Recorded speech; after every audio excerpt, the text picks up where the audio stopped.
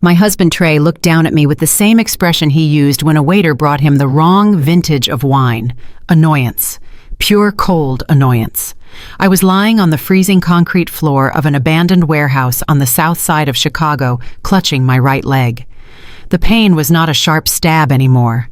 It was a roar, a blinding white heat that radiated from my shin bone all the way up to my spine. I tried to crawl backward, dragging the dead weight of my broken limb across the grit and dust, but Trey stepped forward and planted his polished Tom Ford Oxford shoe firmly on my uninjured ankle to pin me in place. He did not even look me in the eye. He was busy wiping a speck of my blood off his Italian silk cufflink. He pulled his phone from his pocket and spoke into it with a calm, businesslike demeanor that chilled me more than the winter air seeping through the metal walls. "She knows about Amber," he said. "I need a place to stash her for a few days until the swelling goes down and she signs the NDA. I cannot have her running to the police with bruises on her face." I gasped, trying to pull air into my lungs, but the shock was setting in. My husband, the man I had cooked dinner for every night for 3 years, the man I had supported when his first 2 startups failed, had just snapped my tibia in half because I asked him why $50,000 was missing from our joint savings. He thought he was untouchable. He thought he was a king because he wore $5,000 suits and leased a penthouse he could barely afford. But as I looked up at him through my tears, I did not feel fear anymore. I felt a cold, hard resolve. Trey thought I was just Jada, the quiet school teacher, with no family and no connections. He had no idea that the man he was terrified of, the urban legend known as Lucian the Reaper King, was the same man who taught me how to tie my shoes. My father is the most feared kingpin in Chicago, and my husband just made the biggest mistake of his life. Before I tell you how I turned this warehouse into his prison, let me know in the comments where you are watching from. And if you have ever been underestimated by a partner who thought they owned you, hit that like and subscribe button. You are going to want to see this payoff. The nightmare began only 2 hours earlier, though it felt like a lifetime ago. The air inside my 10-year-old Toyota Corolla was hot and sticky because the AC had died halfway to the downtown loop. I was already sweating in my evening gown, a modest navy blue dress I had bought off the rack at Macy's. I was late to the annual venture capital gala, the biggest night of the year for Trey's firm. I knew he would be furious. Trey treated appearances like religion. If you did not look successful, you were dead to him. I parked 3 blocks away to avoid the valet seeing my rusted bumper and ran toward the glittery hotel entrance. My heels clicked frantically against the pavement. When I finally reached the ballroom, I was breathless and my hair was frizzing at the temples. I scanned the room for Trey. Instead, I found Kyle. Kyle was Trey's brother-in-law, a tall, pale man with a smile that never reached his dead shark-like eyes. He was holding a scotch and standing with a group of potential investors. When he saw me approaching, he didn't wave. He smirked. He turned to the man next to him and spoke just loud enough for me to hear. "Here comes the charity case." I froze. Kyle took a sip of his drink and looked me up and down with open disdain. "Jada, you made it. And look at you. You almost look like you belong here." Almost. I straightened my spine and forced a smile. "Good to see you too, Kyle. Where is Trey?" Kyle laughed a dry barking sound. "He is closing a deal, Jada. Big boy business. Not that a public school music teacher would understand. Do you know this scotch costs more per glass than you make in a week?" I swallowed the insult. I was used to Kyle. He came from old money, or at least he pretended to, and he hated that Trey had married a black woman from the South Side instead of a debutante. I ignored him and pushed past, heading toward the VIP coat room where Kyle had gestured. I needed to fix my hair before I saw Trey. I reached for the handle of the coat room door, but I stopped. Through the heavy oak wood, I heard a sound that made my stomach turn over. It was a giggle. A high, breathy, feminine giggle, followed by a low murmur that I knew better than my own heartbeat. It was Trey. I slowly pushed the door open just an inch. The smell hit me first. Expensive perfume, heavy with jasmine, and rose overpowering the scent of leather coats. Then I saw them. Trey had his back to the door, his hands gripping the waist of a woman I recognized instantly. Amber. She was 26, the daughter of a real estate tycoon, and she was wearing a gold dress that looked like liquid money. She was pinned against the fur coats, her legs wrapped around my husband. Trey was kissing her neck, whispering things he used to whisper to me. "I need you, Amber. You are the only one on my level. She is just a placeholder. She is just a maid I sleep with." The world tilted on its axis. A maid. That was what I was to him, not the woman who paid his rent when he was broke, not the woman who proofread his pitch decks until 3 a.m. A maid.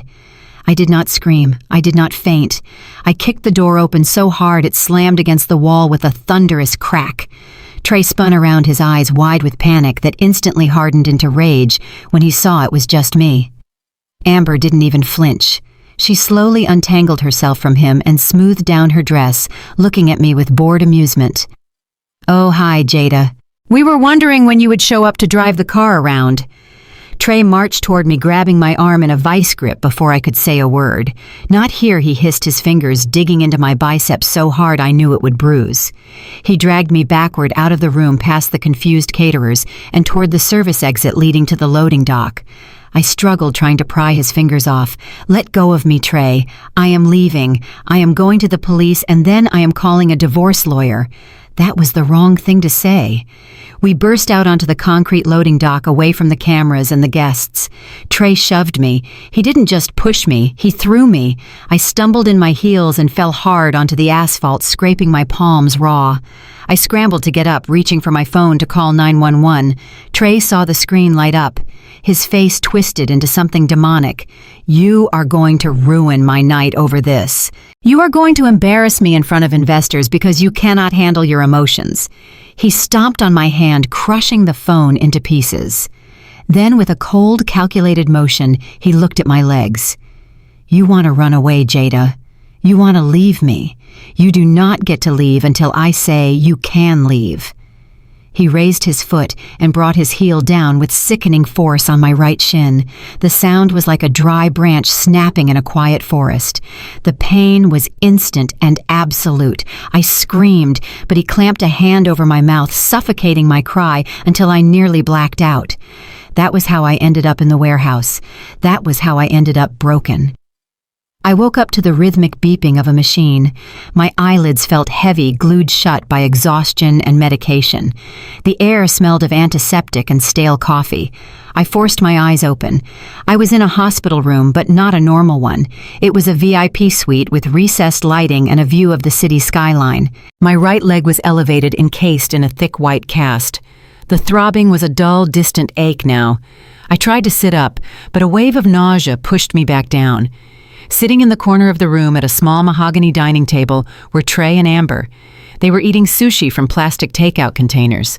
Trey was still in his tuxedo, looking fresh and untouched. Amber was wearing one of Trey's oversized dress shirts over her gold dress, looking comfortable, like she belonged there, like she was the wife. The nurse was checking my IV drip. I tried to speak, my voice raspy and dry. "Help me!" He did this. The nurse looked at me with pity, but then she looked at Trey. Trey stood up and walked over to the bed, putting a hand on my shoulder. His touch made my skin crawl. "Shh, honey. You are confused. The doctor said the concussion would make you hallucinate." He turned to the nurse with a practiced, sad smile. "She has been under so much stress lately." She slipped down the service stairs at the gala. I tried to catch her, but she fell so hard. It breaks my heart to see her like this. The nurse nodded sympathetically. "You are a good husband, sir, staying here all night. I will increase her sedative so she can rest." I wanted to scream that he was lying, but my tongue felt thick and heavy. The nurse injected something into my IV and left the room. As soon as the door clicked shut, the sad husband act dropped. Trey went back to his sushi. Amber wiped her mouth with a napkin and walked over to my bedside. She looked down at me, her blue eyes devoid of any empathy. She reached for my left hand. I tried to pull away, but I was too weak. She grabbed my ring finger and tugged at my wedding band. It was a modest ring, a small diamond I had helped pay for, but it was mine. "It will not come off. I whispered, tears leaking from the corners of my eyes. Amber chuckled softly. Soap and water, honey, or maybe just a little spit. She forced the ring over my knuckles, scraping my skin until it popped off. She held it up to the light, inspecting it with a critical eye. It is kind of cheap, isn't it, Trey? But I guess it will do until you buy me the Cartier one. She slid my wedding ring onto her finger. It was too loose. She spun it around, making a face. God, your hands are huge. Working class hands, I guess. All that scrubbing and grading papers. She looked at Trey. Baby, when can we evict her from the house? I do not want her stuff cluttering up the guest room when I move in next week. Trey didn't even look up from his phone. As soon as she signs the papers, the doctors are keeping her here for 3 days. By the time she gets out, we will have the locks changed. I lay there, the sedative pulling me down into the dark. They were talking about erasing me. They were talking about taking my home, my dignity, and my life right in front of my face. They thought I was broken. They thought I was alone. But as my eyes closed, my hand brushed against the side of the mattress, and I felt something hard tucked into the lining of the bedsheet. It was not my phone. My phone was destroyed. It was a burner phone. A prepaid Nokia I kept in my purse for emergencies, the one thing Trey had missed when he searched me. He had been so focused on my smartphone, he forgot the old brick phone. I waited. I waited until the rhythm of their breathing changed, until Trey fell asleep in the chair and Amber went to the bathroom to fix her makeup.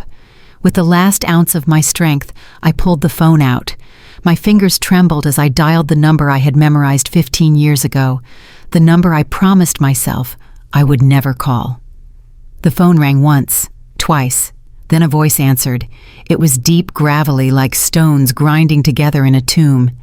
It was a voice that made grown men wet themselves in fear. Yeah. I swallowed the dry lump in my throat. Daddy. It's Jada. There was a silence on the other end.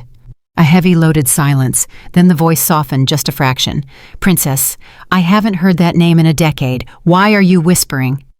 I looked at Trey sleeping in the corner, the man who broke me. A tear slid down my cheek and hit the pillow. They broke my leg, Daddy. They took my ring. They are going to take the house, and they are laughing at me. The silence on the other end stretched for 5 seconds. When my father spoke again, his voice was no longer soft. It was death itself. Who are they? Give me a name. And Jada, do you want them dead, or do you want them to suffer? I took a deep breath, the rage finally overtaking the pain. I don't want them dead, Daddy. That is too easy. I want to take everything. I want to leave them with nothing but the clothes on their backs. I want to become the monster they think they are. My father chuckled, a dark, terrifying sound. Welcome back to the family, Jada. Leave the door unlocked. Uncle Rocco is on his way. The sound of the rubber tip of my crutch hitting the marble floor echoed through the hallway like a gavel striking a judge's bench. Thump, step, drag, thump, step, drag. It had been 1 week since Trey broke my leg in the warehouse, and 3 days since I had been discharged from the hospital and brought back to what used to be my home. But it was not a home anymore. It was a high-end prison facility disguised as a $5 million mansion in the Chicago suburbs. The locks had been changed. The security code was different. My car was gone towed away and sold for scrap or so, Trey claimed. I was trapped here, reliant on the man who crippled me for food shelter and basic pain medication. I hobbled past the living room and stopped. My wedding photos, the ones that used to hang above the limestone fireplace, were gone. In their place was a large, abstract painting that looked like a splatter of gold paint on a black canvas. It was hideous. It was also something Amber had picked out. I could hear her voice drifting from the master bedroom upstairs, directing the movers she had hired to clear out my closet. Trey was waiting for me in his home office. He sat behind the massive oak desk, the one I had refinished for him as an anniversary gift 2 years ago. He did not offer me a seat. He just slid a thick stack of legal documents across the polished wood surface. "Sign these," he said, not even looking up from his laptop. I balanced on my good leg and leaned against the doorframe for support. "What is it?" I asked, though I already knew. "It is the divorce settlement, Jada. My lawyers drew it up this morning. It is generous, considering you brought nothing into this marriage but debt and a bad credit score." I moved closer, gritting my teeth against the throbbing pain in my shin, and picked up the paperwork. I flipped to the Division of Assets page. Paragraph 4 made my blood boil. The husband, Trayton Vance, shall retain 80% of all marital assets, including the primary residence, the vacation home in Aspen, and all investment portfolios. The wife, Jada King, shall receive a lump sum payment of $20,000 and retain personal effects. $20,000. That was barely enough to cover my medical bills from the surgery he caused. I looked at him, forcing a laugh that sounded dry and brittle. 80%. You want 80% of the company I helped you build. You want the house that my credit score secured because you had defaulted on your student loans. Trey finally looked up. His eyes were cold, devoid of the man I once loved. I built this, Jada. Me. My face. My connections. You were just the admin work in the background. Do not confuse your role as a helper with the role of a founder. And if you do not sign it by Friday, I will have my lawyers prove that you are mentally unstable. The warehouse incident was just a delusion. Remember, you have a history of trauma. Who do you think the judge will believe? The successful venture capitalist or the unemployed teacher with a broken leg? He was right on paper, but he was wrong about one thing. The connections he thought were his were actually mine. The seed funding for his first big break came from a shell company owned by my father. The permits that got approved instantly for his real estate deals were pushed through by my father's payroll politicians. Trey thought he was a genius. He was actually just a pet project I had kept fed. I dropped the papers back onto the desk. I will read it over, I said quietly. Trey sneered. You do that. Just do not take too long. Amber is impatient. Speak of the devil. The front door opened, and Amber breezed in, followed by Kyle and his wife, Sarah. Amber was wearing a white tennis outfit, though she had clearly never held a racket in her life. She stopped when she saw me, her nose wrinkling as if she smelled something rotting. Oh, good. You are up. We are having a celebratory dinner tonight. Kyle and Sarah are staying over. I need you to make that seafood risotto you made for Thanksgiving last year. Kyle really likes it. I stared at her. My leg is broken, Amber. I cannot stand at the stove for 2 hours. Amber laughed, linking her arm through Kyle's. Well, you cannot expect to live here for free, can you?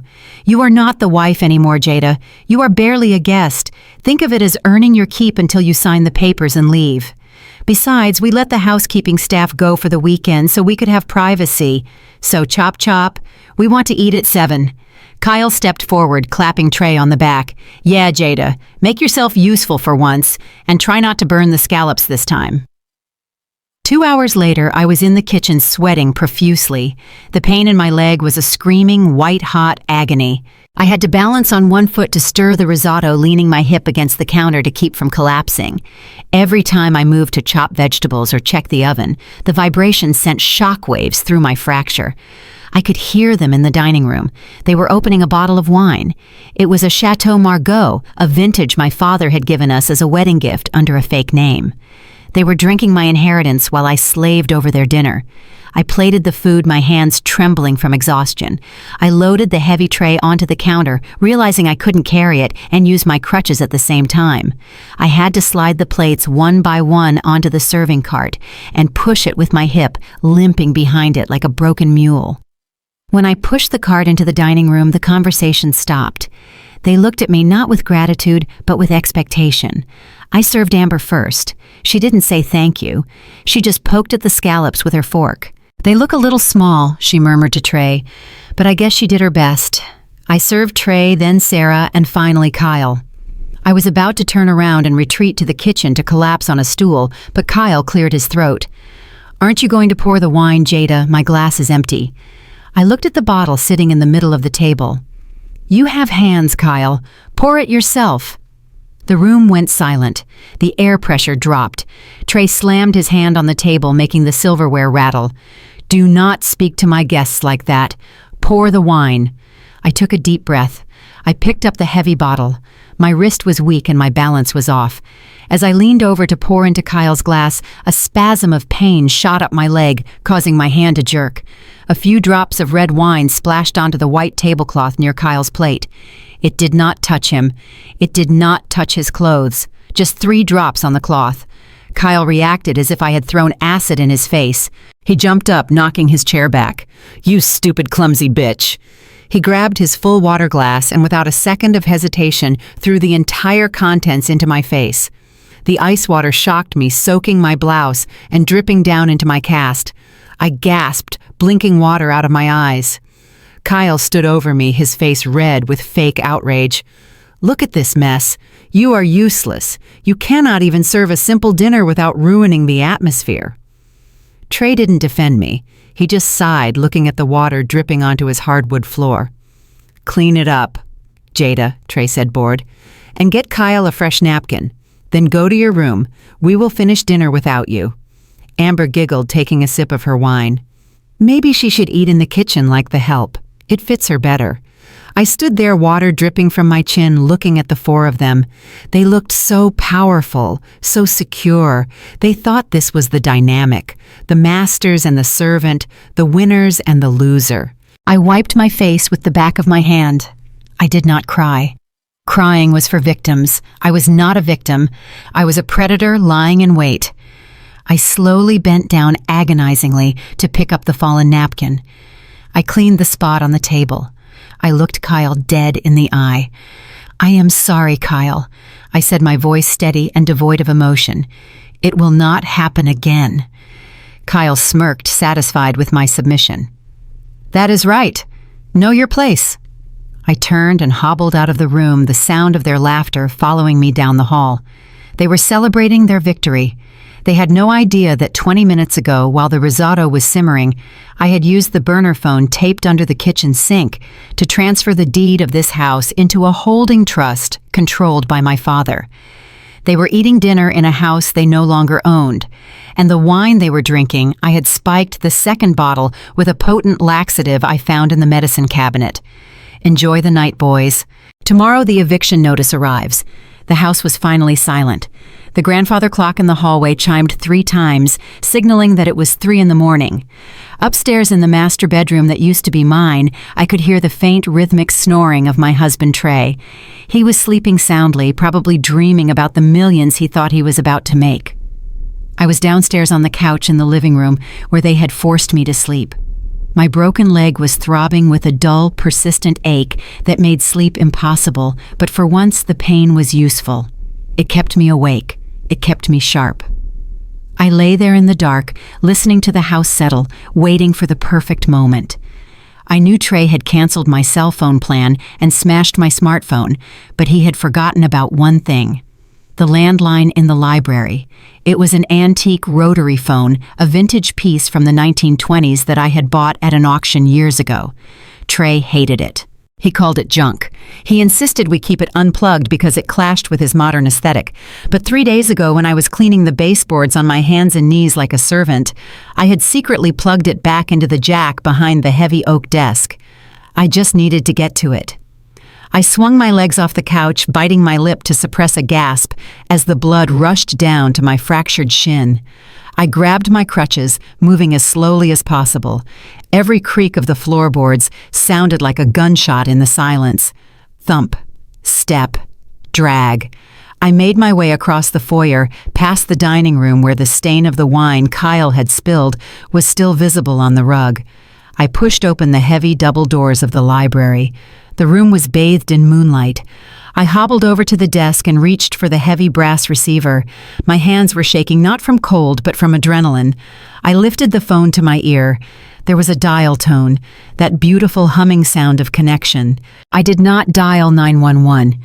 The police would just file a report and Trey would talk his way out of it with his charm and his lawyers. He would say I was crazy. He would say I fell. No, I needed a different kind of help. I dialed a number I had not called since I was 18 years old. The rotary dial clicked loudly as it spun back into place after each number. 1870. It rang once, then a click. A voice answered, groggy but alert. "Yeah. Who is this?" It was a man's voice, low, dangerous. I took a shallow breath. "It is Jada. Tell the old man that Protocol 7 is in effect." I repeat, Protocol 7. There was a pause on the other end. Protocol 7 meant total scorched earth. It meant the family was under attack. I heard the man on the other line shift the sound of a gunslide racking in the background. "Understood, Miss Jada. We are moving out. Stay Ali." The line went dead. I stared at the phone. The cord had been ripped out of the wall. I froze. A shadow fell over the desk. I turned around slowly, my heart hammering against my ribs. Trey was standing there. He was wearing his silk pajamas, his face obscured by the darkness, but I could feel the heat of his rage radiating across the room. He held the severed phone cord in his hand, wrapping it slowly around his fist like a garrote. "Who were you calling Jada?" His voice was a whisper, but it was more terrifying than a scream. I gripped the edge of the desk, my knuckles turning white. "No one, Trey. I was just checking if the line worked. I wanted to order a pizza." I tried to sound defiant, but my voice trembled. Trey laughed, a low, dry chuckle that echoed in the empty library. "A pizza? At 3 in the morning, with a disconnected phone. Do you think I am stupid? Do you think I do not know you are plotting against me?" He stepped forward, entering the pool of moonlight. His eyes were wide, manic. He looked at the antique phone in my hand. He snatched it from me and raised it high above his head. With a primal grunt, he smashed it down onto the hardwood floor. The Bakelite casing shattered into 100 pieces. The brass bell rolled away, ringing mournfully. "That was your last warning, Jada. I tried to be nice. I let you stay in my house. I let you eat my food. And this is how you repay me. By sneaking around behind my back like a rat." He grabbed my arm, his fingers digging into my bicep. I cried out, losing my balance. One of my crutches clattered to the floor. He didn't care. He dragged me toward the door. I hopped on my good leg, trying to keep up, trying to keep the weight off my cast. "Where are you taking me? Stop. You are hurting me." Trey didn't answer. He dragged me through the hallway past the kitchen to the heavy wooden door that led to the wine cellar. He kicked the door open. A blast of cold, damp air hit my face. The stairs down to the cellar were steep and narrow. "No, Trey. Please." "I cannot go down there. My leg." He shoved me. I didn't fall down the stairs, but I stumbled onto the landing, clutching the railing to save myself. He stood at the top of the stairs, looking down at me like I was something he had scraped off his shoe. He pointed a finger at my face. "You know what your problem is, Jada. You actually think you matter. You think because you have a degree and a job that you are a person. But you are not." He leaned in closer, his face twisted with contempt. "Let me tell you the truth, I have been holding back for 3 years. You are an orphan nobody wanted. Your parents probably dumped you because they saw how useless you were. I married you as Charity Jada. I needed a wife who would be grateful just to be seen with me. I needed a prop, but a prop that talks back is broken, and broken things go in storage." I stared at him, the shock of his words numbing the pain in my body. He didn't know about my father. He thought I was alone. He thought I was weak. He had no idea that by locking me away, he was signing his own death warrant. "Now stay there," he spat. "Stay there until I sell this house. Stay there until you learn to shut your mouth and sign the papers. I might throw some bread down later if you are quiet." He stepped back and slammed the heavy door shut. I heard the lock turn, click. Then I heard the sound of a heavy piece of furniture being dragged in front of the door to barricade it. I was in total darkness. The smell of dust and expensive vintage wine surrounded me. I was trapped in a dungeon beneath the life I had built. I slid down the wall until I hit the cold concrete floor, cradling my broken leg. But as the silence returned, I didn't cry. I didn't beg. In the darkness, my eyes adjusted. I saw the faint outline of the wine rack. I saw the bottle of Chateau Lafite 1982 that my father had given me for my 25th birthday. Protocol 7 was active. My husband thought he had just buried me, but he forgot that I am a seed, and seeds grow in the dark. The darkness in the wine cellar was absolute. It was a heavy, suffocating blackness that pressed against my eyes, making it impossible to tell if they were open or closed. The air was cold and damp, smelling of cork and wet stone, a stark contrast to the climate-controlled luxury of the house upstairs. I was shivering partly from the temperature, but mostly from the shock of what had just happened. My husband had locked me in a dungeon. The man I vowed to love and cherish had thrown me away like broken furniture. I sat on the concrete floor, my back against the rough wall, cradling my cast.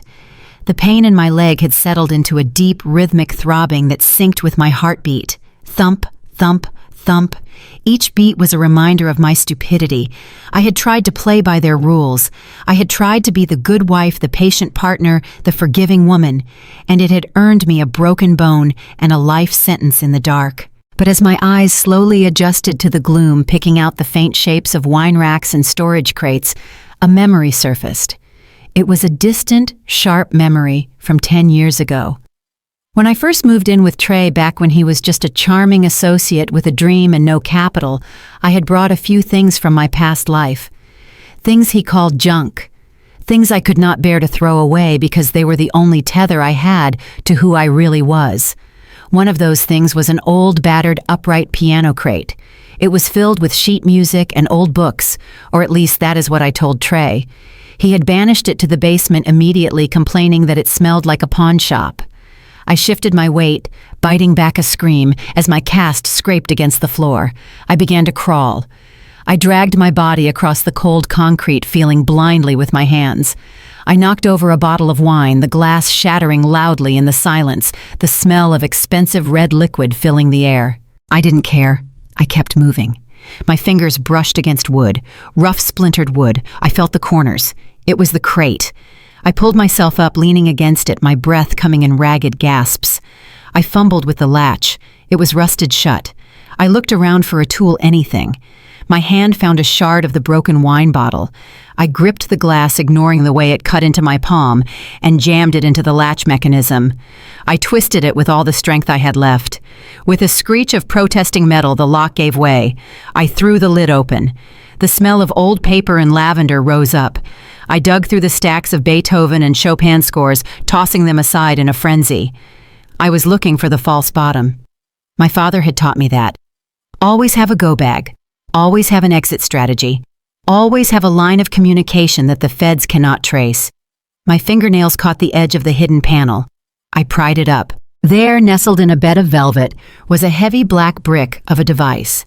It was an Iridium satellite phone, military grade. Beside it was a solar charger and a spare battery pack I had wrapped in electrical tape a decade ago. My hands were shaking so badly I almost dropped it. I pressed the power button. The screen remained black. My heart stopped. Had the battery died after 10 years? Was I truly alone? I held my breath, praying to a God I hadn't spoken to in years. Then a flicker. A faint green light illuminated the darkness. The Nokia logo flashed, followed by a signal search bar. 1 bar, 2 bars. It was alive. The battery indicator showed 5%. 5% was enough. 5% was a lifeline. I stared at the keypad. I did not need to look up the number. It was burned into my brain, a sequence of digits that had not changed since I was 12 years old. It was the only number that mattered when the world was burning. I dialed. I pressed the green call button and held the heavy receiver to my ear. The static was loud, a white noise that sounded like the ocean. Then the ringing started. It was a slow, heavy ring. 1, 2, 3, 4. I started to panic. Maybe he wouldn't answer. Maybe he was dead. Maybe he was in prison. Maybe he had finally washed his hands of the daughter who ran away to play house with a civilian. Then the line clicked open. There was no hello, no polite greeting, just the sound of breathing on the other end. It was a slow, controlled intake of air. I knew that breathing. I knew the man who breathed like that. "Daddy," I whispered. My voice cracked, broken by the weight of the last week. There was a pause, a silence so thick I could feel it vibrating through the satellite connection. Then a voice spoke. It was deep, gravelly, and coated in the kind of authority that made senators tremble. It sounded like gravel being crushed under a tank. "Princess." The word broke me. I had held it together through the humiliation at the gala. I had held it together when the doctor set my leg. I had held it together when Kyle threw water in my face.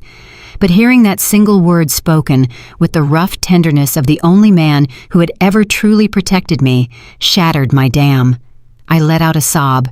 It was a raw, ugly sound that echoed off the basement walls. I curled into a ball, clutching the phone like it was a lifeline. "Daddy," I choked out. "I messed up.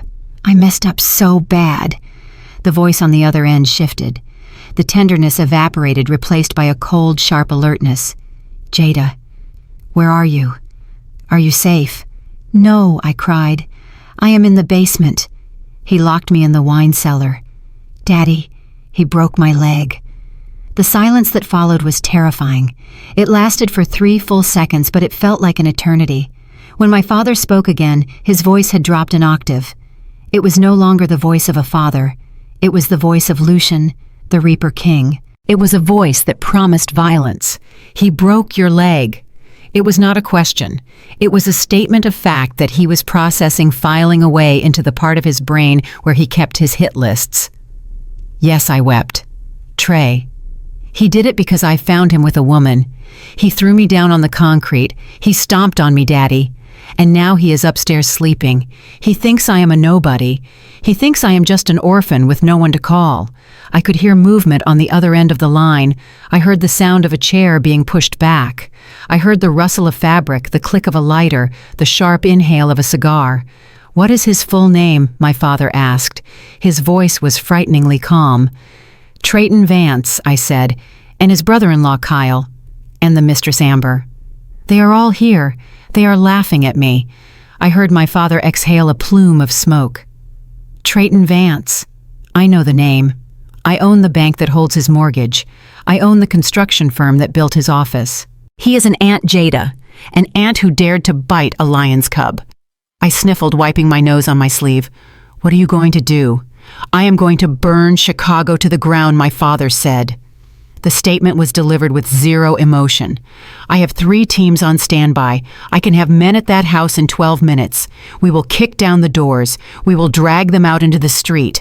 And I will peel the skin from their bodies while you watch. They will scream for mercy, and I will make sure they do not get it. I will turn that mansion into a slaughterhouse. Just say the word princess. Say the word, and they are dead before you hang up this phone." The image flashed in my mind. Gunfire, blood on the white marble floors, Trey screaming. It was tempting. God, it was so tempting. The rage inside me wanted to see them bleed. I wanted to see the fear in Trey's eyes when he realized who he had really married. But then I looked at my cast. I looked at the darkness surrounding me. If my father sent his men, if he killed them tonight, the world would see it as a gang hit. Trey would be a victim. He would be the tragic young businessman murdered in his home. He would die a martyr. And I would just be the gangster's daughter again. I would be the girl who needed her daddy to fight her battles with bullets. No, that was too easy. That was too quick. I took a deep breath, steadying my shaking hand. I wiped the tears from my face. The sobbing stopped. A cold clarity washed over me, the same coldness that ran through my father's veins. "No, Daddy," I said. My voice was stronger now. "I don't want them dead." My father paused. "You want to spare them. After what they did." I let out a low, dark laugh that sounded just like him. "Spare them. No. Death is too good for them. If you kill them, their pain ends in a few minutes. I don't want them to rest. I want them to suffer." I gripped the phone tighter. Trey loves money more than his life. He loves his reputation more than his soul. If we kill him, he wins. I want to take it all, Daddy. I want to take the house. I want to take the company. I want to take the cars. I want to take the clothes off their backs. I want to leave them naked and penniless in the gutter. I want to strip them of every ounce of pride they have. I want to put them in prison for the rest of their lives, wondering how the quiet school teacher destroyed their empire. I paused, my eyes narrowing in the dark. I want a living death for them. I want to be the one holding the gavel. There was a long silence on the other end. Then I heard a sound I hadn't heard in years. My father was chuckling. It was a low rumble of approval. "That is my girl," he said. "That is a king talking. You want to play the long game." "Yes," I said. "I want to checkmate them, but I need resources. They took my cards. They took my phone. I have nothing." "You have me," my father said. "And because you have me, you have everything." Listen to me carefully, Jada. Protocol 7 is in effect. I am activating the shadow accounts. By tomorrow morning, you will have access to $50 million in a liquid trust. I am sending Rocco. He will be there at dawn. He will be your lawyer. He will be your bank. He will be your sword. "Thank you, Daddy," I whispered. One more thing, my father added, his voice hardening again. Do not let them see you cry again. You are not a victim. You are the predator. Let them think they have won. Let them get comfortable. And then when they least expect it, you close the trap. I looked up at the ceiling of the cellar, imagining Trey sleeping in my bed upstairs. I dried my eyes. The fear was gone. The sadness was gone. All that was left was ice. I won't cry, Daddy, I promised. I am done crying. Good, he said. Now get some sleep, Princess. Tomorrow we go to war. But we do it with paper, not lead. And Jada. Yes, make sure you keep that phone charged. From now on, you are not Mrs. Vance. You are Jada King. And the kings do not bow. The line clicked dead. I lowered the phone and stared at the green screen until it faded to black. I sat there in the darkness, but I no longer felt trapped. I felt like a spider sitting in the center of a web waiting for the flies to wake up. I leaned my head back against the crate and closed my eyes. For the first time in a week, I smiled. It was not a nice smile. It was a smile that would have terrified my husband if he could see it. Sleep well, Trey. Enjoy your last night as a rich man, because tomorrow the repo man is coming, and she is wearing a cast. The heavy oak door of the wine cellar creaked open at 6 in the morning. A sliver of harsh, artificial hallway light cut through the darkness, blinding me after hours of total blackness. I squinted, shielding my eyes with my arm. Trey stood in the doorway, silhouetted like a looming giant. He was already showered and smelled of sandalwood and arrogance. He tossed a bundle of fabric at my head. It was his lucky white dress shirt, the one he wore for every major deal closing. It landed on my cast with a soft thud. Get up, he barked. Iron this, and make coffee. The movers are coming at noon to take your junk to the dump, but I need you useful until then. I didn't say a word. I didn't argue. I grabbed the crutches lying on the floor where he had kicked them the night before and pulled myself up. My body was stiff and my leg throbbed with a dull, persistent rhythm, but my mind was crystal clear. Protocol 7 was running. The gears of my father's machine were turning, and Trey was just walking into the grinder. I followed him upstairs, the sound of my crutches echoing like a countdown clock. While I stood at the ironing board in the laundry room balancing on one leg, I could hear him pacing in the kitchen. He was on the phone with his partner, his voice booming with excitement. Today is the day. Mike, 50 million. We are signing at 10. Yes, the Ferrari is gassed up. I am going to pull up looking like the king of Chicago. I pressed the steam button, watching the hot vapor rise from the cotton. King of Chicago. The irony almost made me laugh out loud. He walked into the kitchen, grabbing the espresso I had poured. He didn't say thank you. He just took a sip and grimaced. It is bitter. You cannot even make coffee right anymore. He set the cup down and pulled out his phone to check his mobile banking app. He needed to wire the final good faith deposit of $50,000 to the escrow account before the meeting. It was a formality, a small gesture to show liquidity. I watched him from the doorway of the laundry room. I saw his thumb hover over the screen. I saw him tap, and then I saw him freeze. Trey stared at the phone. He tapped the screen again, harder this time. Then he swiped the app closed and reopened it. His brow furrowed. What the hell, he muttered. He tapped furiously. Then he held the phone up to his face, his eyes widening. I knew exactly what he was seeing. My father's hackers were not subtle. They didn't just drain accounts, they locked them. The screen would be flashing a red banner, account frozen pending federal investigation. Contact your financial institution. Trey let out a frustrated growl and dialed the bank's priority line. He put it on speaker as he paced around the island. I heard the automated voice. We are sorry. The account number you entered has been flagged for suspicious activity and is currently under administrative freeze. Please hold for the fraud department. Trey threw the phone onto the marble counter. It slid across the surface and nearly hit the floor. Damn it, he screamed. Not today, not today. He looked at me, his eyes wild. Did you touch my wallet? Did you try to buy something with my cards? I looked at him calmly, folding his warm, pressed shirt. I have been locked in a basement, Trey. How could I touch your wallet? He didn't have an answer for that. He snatched the shirt from my hands. It must be a glitch, or maybe the IRS is doing a random audit. I will fix it after the signing. The $50 million will hit a new account anyway. He was sweating now. The confident shark was gone, replaced by a desperate gambler. He buttoned his shirt with shaking hands, grabbed his blazer, and stormed toward the garage door. I need to go. If the movers come, tell them to take everything in the guest room. Everything. I followed him to the garage door, leaning on my crutch. I wanted to see this. I needed to see this. Trey hit the button for the garage opener. The heavy door rolled up, revealing his pride and joy. A red Ferrari 488 Spider. He had leased it 3 months ago to impress the investors, claiming he bought it cash. He practically ran to the driver's side, threw his briefcase into the passenger seat, and slid behind the wheel. He pushed the red start button on the steering wheel. Silence, not a roar. Not a not a purr, just a dead, heavy silence. Trey pushed it again. Nothing. He slammed his hand against the leather steering wheel. What is going on? He looked at the dashboard.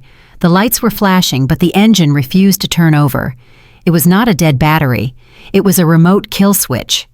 The leasing company that owned the car was actually a subsidiary of Hades Financial, one of my father's shell corporations.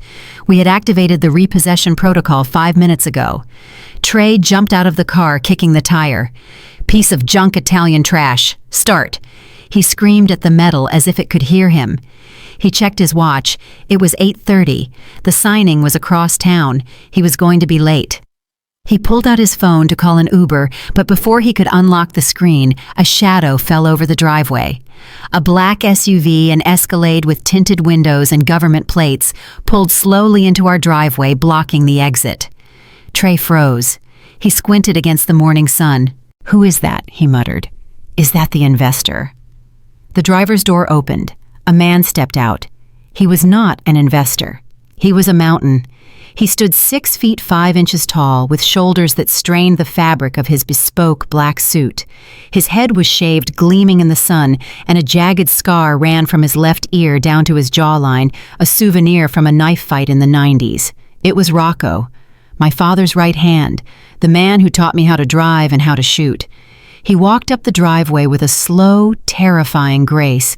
He didn't look at the Ferrari. He didn't look at the house. He looked straight at Trey. Trey stepped back, his survival instinct finally kicking in. "Can I help you?" Trey asked, his voice cracking slightly. "If you are looking for the open house, it is not until next month. Or are you the driver for the firm?" Rocco stopped 3 feet away from Trey. He didn't smile. He reached into his jacket pocket. Trey flinched, thinking it was a gun.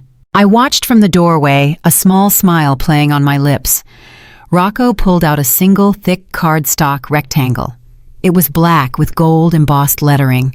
He held it out to Trey between 2 thick fingers. Trey took it, his hands trembling. He read it aloud. "Hades Financial and Asset Management." He looked up, confused. "I don't know this company. I didn't call you." Rocco spoke. His voice was deep, smooth, and terrifyingly polite. "You didn't have to, Mr. Vance. We acquired your debt portfolio this morning." Trey laughed nervously. "What debt? My mortgage is with Chase. My car lease is with Luxury Motors." "Not anymore," Rocco said. He took a step closer, invading Trey's personal space. "We bought the paper, all of it. The mortgage on this house, the lease on that car, the business loan you took out against your wife's credit 3 years ago. We own it all. And Mr. Vance," Trey swallowed hard. "What?" "You are in default." Trey's face went pale. "That is impossible. I made the payments. There is a grace period." Rocco shook his head slowly. "Read the fine print of the transfer clause. Once the debt is sold to a private equity firm, specifically a high-risk firm like Hades, we have the right to call in the full amount immediately if we suspect insolvency. And judging by your frozen bank accounts, which we also monitor, you are insolvent." Trey looked like he was going to vomit. "This is illegal. I am calling my lawyer. I have a $50 million deal signing in an hour." Rocco checked his watch. A heavy gold Rolex that cost more than Trey's car. "I wouldn't count on that deal, Trey. Hard to sign a merger when you are being evicted." "Evicted?" Trey shrieked. "You cannot evict me. I have rights. This is my house." Rocco smiled then. It was not a nice smile. It was the smile of a wolf looking at a wounded rabbit. Actually, technically, this is now company housing. And since you are trespassing on company property, I suggest you step away from the vehicle. The tow truck is 2 minutes away. Trey looked around frantically. He looked at me standing in the doorway. Jada, call the police. These men are trying to rob us. I didn't move. I didn't reach for a phone. I just leaned against the doorframe and locked eyes with Rocco. For a split second, Rocco's eyes flickered to me. He gave the slightest, almost imperceptible nod. A salute to the princess. I looked at Trey. I cannot call anyone, Trey. You broke the phone. Remember. Trey stared at me, betrayal and confusion warring in his eyes. Before he could scream at me again, another car pulled up. It was a tow truck, and behind it, a sedan with the logo of the Cook County Sheriff's Department. Rocco smoothed his tie. As I said, Mr. Vance, we bought your debt, and we are very aggressive collectors. You might want to hand over the keys to the house, unless you want the sheriff to remove them from your pocket forcibly. Trey stood there, the morning sun shining on his ruin. His bank account was dead, his car was dead, and a monster in a suit was standing in his driveway telling him he was homeless. He looked at his watch, 8:45. The deal of a lifetime was slipping through his fingers. He looked at me, pleading silently for me to fix it like I always did, but I just turned around and walked back into the house. I had coffee to finish, and I wanted to watch the show from the front window. The game had officially begun. While Trey was sweating in the driveway with Rocco, his mistress Amber was busy trying to spend money she thought was hers.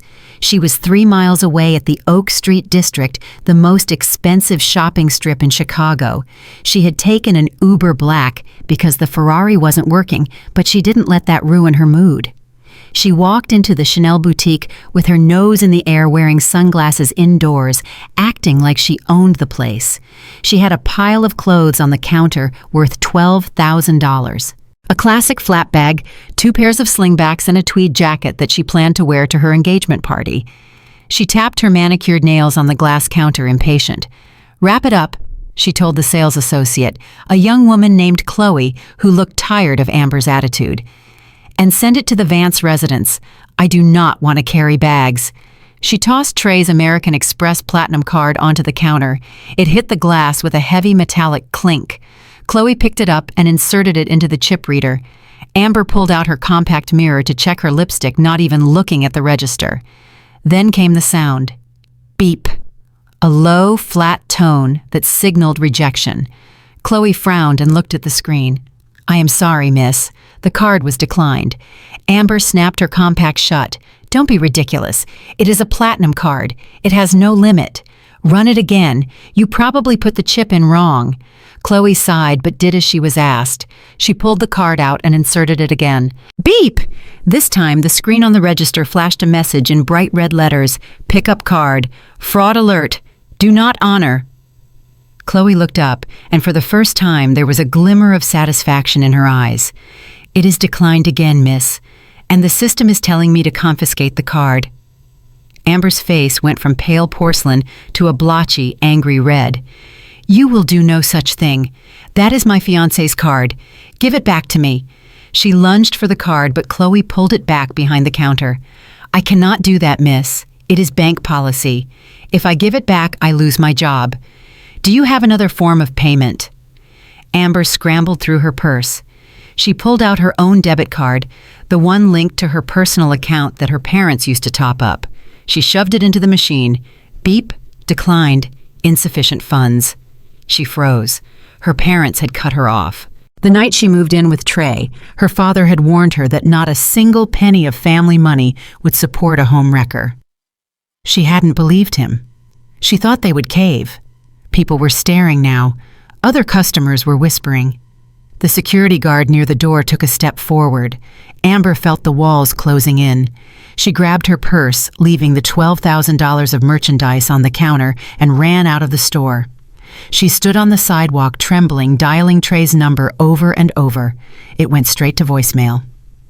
At the exact same moment across the city in the financial district, Kyle was sitting in his corner office overlooking the lake. He was feeling good. He had just fired a junior analyst for bringing him the wrong latte, and he was reviewing the quarterly projections for his hedge fund. He was thinking about the bonus he would get from Trey's merger. He leaned back in his ergonomic leather chair, putting his feet up on the desk. Then the elevator doors in the lobby chimed. But it wasn't a client. It was a team of 12 agents wearing navy blue windbreakers with yellow letters on the back. FBI, IRS. They didn't stop at the reception desk. They marched straight through the glass doors, pushing past the confused secretary. Kyle heard the commotion and stood up, buttoning his jacket. He opened his office door just as the agents swarmed the bullpen. Kyle Kensington, a lead agent, shouted, holding up a piece of paper, "You are under arrest for wire fraud, tax evasion, and money laundering." Kyle laughed. It was a nervous, high-pitched sound. "This is a mistake. My books are clean. Who sent you?" The agent didn't answer. He spun Kyle around and slammed him against the glass wall of his own office. He cuffed his hands behind his back tight enough to pinch the nerve. Another team of agents began seizing computers. They were boxing up files. They were pulling hard drives. "It is no mistake, Mr. Kensington," the agent said, reading him his rights. "We received an anonymous tip with a very detailed ledger attached. It seems you have been funneling client money into offshore accounts for 5 years. And the funny thing is, the tip came from the Cayman Islands bank you thought was secure." Kyle's knees buckled. The Cayman account. That was supposed to be untraceable. Only a ghost could have found that. As they dragged him out of his office in front of his entire staff, he saw the news playing on the TV screen in the lobby. Breaking news. Local hedge fund raided in massive crackdown. His reputation was dead before he even reached the elevator. An hour later, the house was a war zone.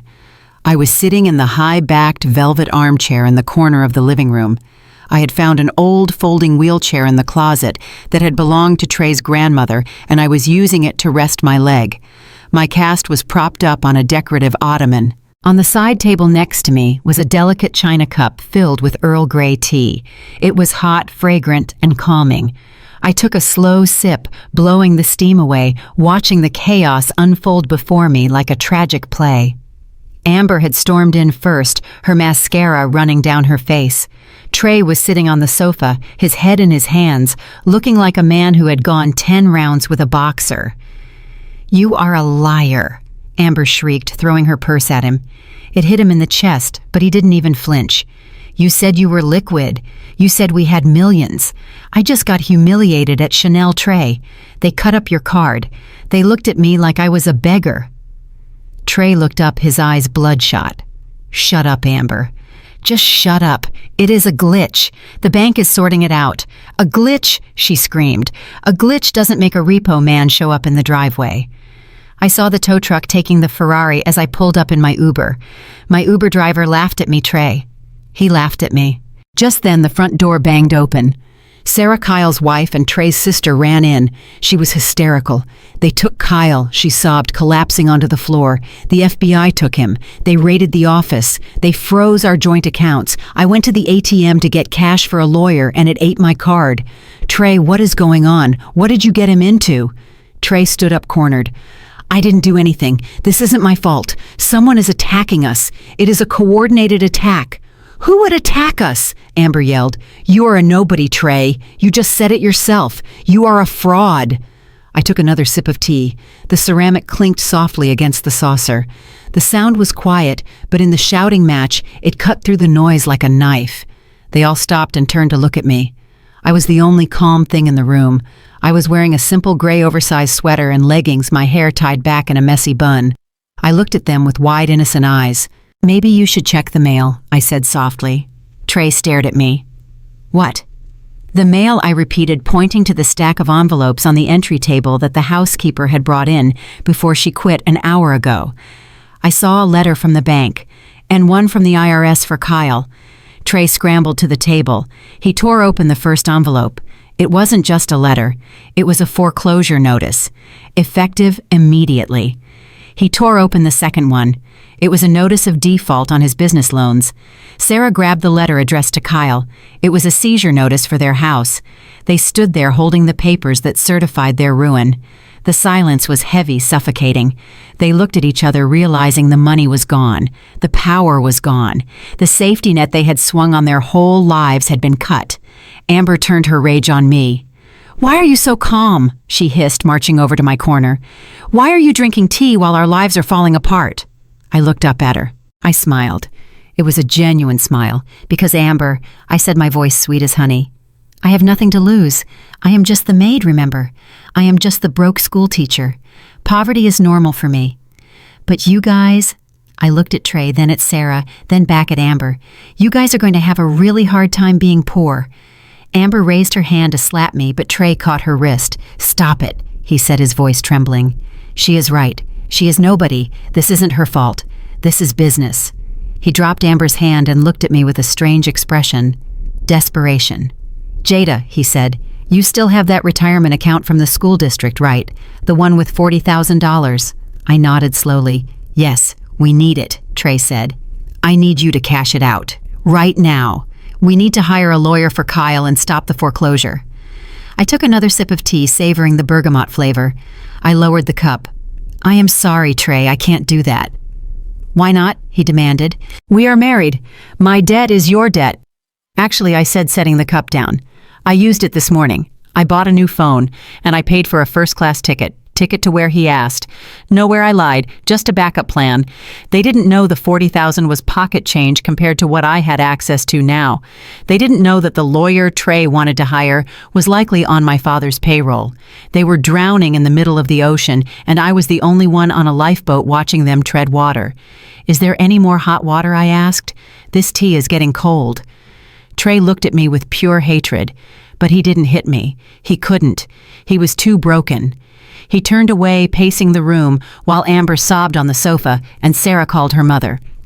I settled back into the chair, adjusting my cast. The show was just getting started, and I had a front row seat. The heavy wooden front door was still wide open, letting in the cold Chicago wind, but the temperature inside the room dropped 10 degrees the moment Rocco stepped across the threshold. He did not walk like a guest. He walked like a landlord inspecting a property that had been trashed by bad tenants. His polished black shoes made no sound on the hardwood, but his presence was louder than the screaming match that had just taken place between Amber and Trey. He stopped in the center of the foyer, his massive frame blocking the morning light, and slowly unbuttoned his suit jacket. He was not looking at Trey. He was scanning the room, his eyes lingering on the expensive art, the crystal chandelier, and the silk drapes with the cold calculation of an actuary assessing liquidation value. Trey stopped pacing. He wiped the sweat from his forehead with the sleeve of his dress shirt, trying to summon whatever shreds of authority he had left. "Excuse me," Trey stammered, his voice pitching higher than he intended. "You cannot just walk in here. I told you to wait outside while I call my attorney. This is still my private residence until the foreclosure is finalized by a judge. You are trespassing." Rocco turned his head slowly to look at Trey. It was the movement of a predator acknowledging a buzzing fly. "Actually, Mr. Vance, under the terms of the accelerated debt clause you signed 3 years ago, which I am sure you read carefully, the lender reserves the right to immediate on-site asset inspection to prevent liquidation or concealment of collateral." He pulled a pair of black nitrile gloves from his pocket and snapped them on. The sound was sharp, like a bone breaking. "I am just here to make sure you do not start hiding the silverware in your mistress's purse." Amber gasped, clutching her bag tighter to her chest. She looked at Trey, waiting for him to defend her honor, but Trey was too busy staring at Rocco's size. He knew he couldn't win a physical fight, and he knew he had no legal leg to stand on. He just ground his teeth and turned away, muttering curses under his breath. Rocco began to move through the room. He picked up a Ming vase from the entry table, inspected the bottom, and set it back down. He checked the label on the rug. He was moving closer to the corner where I sat in the wheelchair. My heart began to hammer against my ribs. This was it. The handoff. I kept my face neutral, staring into my teacup, playing the part of the traumatized, helpless wife. Trey was distracted, arguing with Sarah about who was going to pay for Kyle's bail bond. He wasn't watching us. Rocco stopped right beside my chair. He loomed over me, casting a long shadow. To anyone watching, it looked like he was inspecting the antique lamp on the side table next to my elbow. He leaned down, his face inches from mine. "Excuse me, ma'am," he rumbled, his voice low and rough. "Need to check the serial number on this lamp." As he leaned in, his large body blocked Trey's line of sight. In a blur of motion, Rocco slid a thick, heavy envelope out from the inside of his jacket.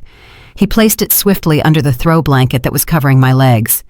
Then, with a sleight of hand that only a professional enforcer possesses, he pressed something cold and hard into my palm. I closed my fingers around it instantly. It was metal, heavy, titanium. I didn't need to look to know what it was. It was the Centurion card, the black card, the kind of card that didn't have a limit, the kind of card that could buy this entire house and everything in it without triggering a fraud alert. Along with the card, he whispered a single sentence that only I could hear. The old man says, "Happy hunting." Then he stood up, adjusting his cuffs. "Lamp is authentic," he announced loudly to the room. "Good resale value." I kept my hand hidden under the blanket, running my thumb over the raised letters of my name on the card. Jada King. Not Jada Vance. Jada King. A surge of power rushed through my veins, hotter and more intoxicating than the tea. I looked at the envelope. I knew what was inside. It was the dossier. The dirt. The secrets Trey thought he had buried. The evidence of his offshore gambling, his bribes to city officials, and the emails proving he knew about the structural defects in his latest building project. I held the power to send him to prison for 20 years right there in my lap. I looked up at Trey. He was red in the face, screaming at his sister on the phone now. "No, Sarah. I cannot liquidate the portfolio because it is frozen. Stop crying and listen to me." I couldn't help it. A laugh bubbled up from my chest. It started as a chuckle and grew into a full melodious laugh. It was the sound of pure, unadulterated freedom. The room went silent. Trey lowered the phone. He turned to look at me slowly. His eyes were wide with disbelief and rage. He had just lost his car, his money and his reputation, and his crippled wife was laughing at him. "Something funny, Jada?" he asked, his voice shaking with suppressed violence. I looked him dead in the eye. I touched the card hidden in my palm. "Yes, Trey. It is funny. I was just thinking about how much you look like a little boy who lost his mommy in the grocery store. You are so loud and so pathetic." The insult landed like a slap. Trey snapped.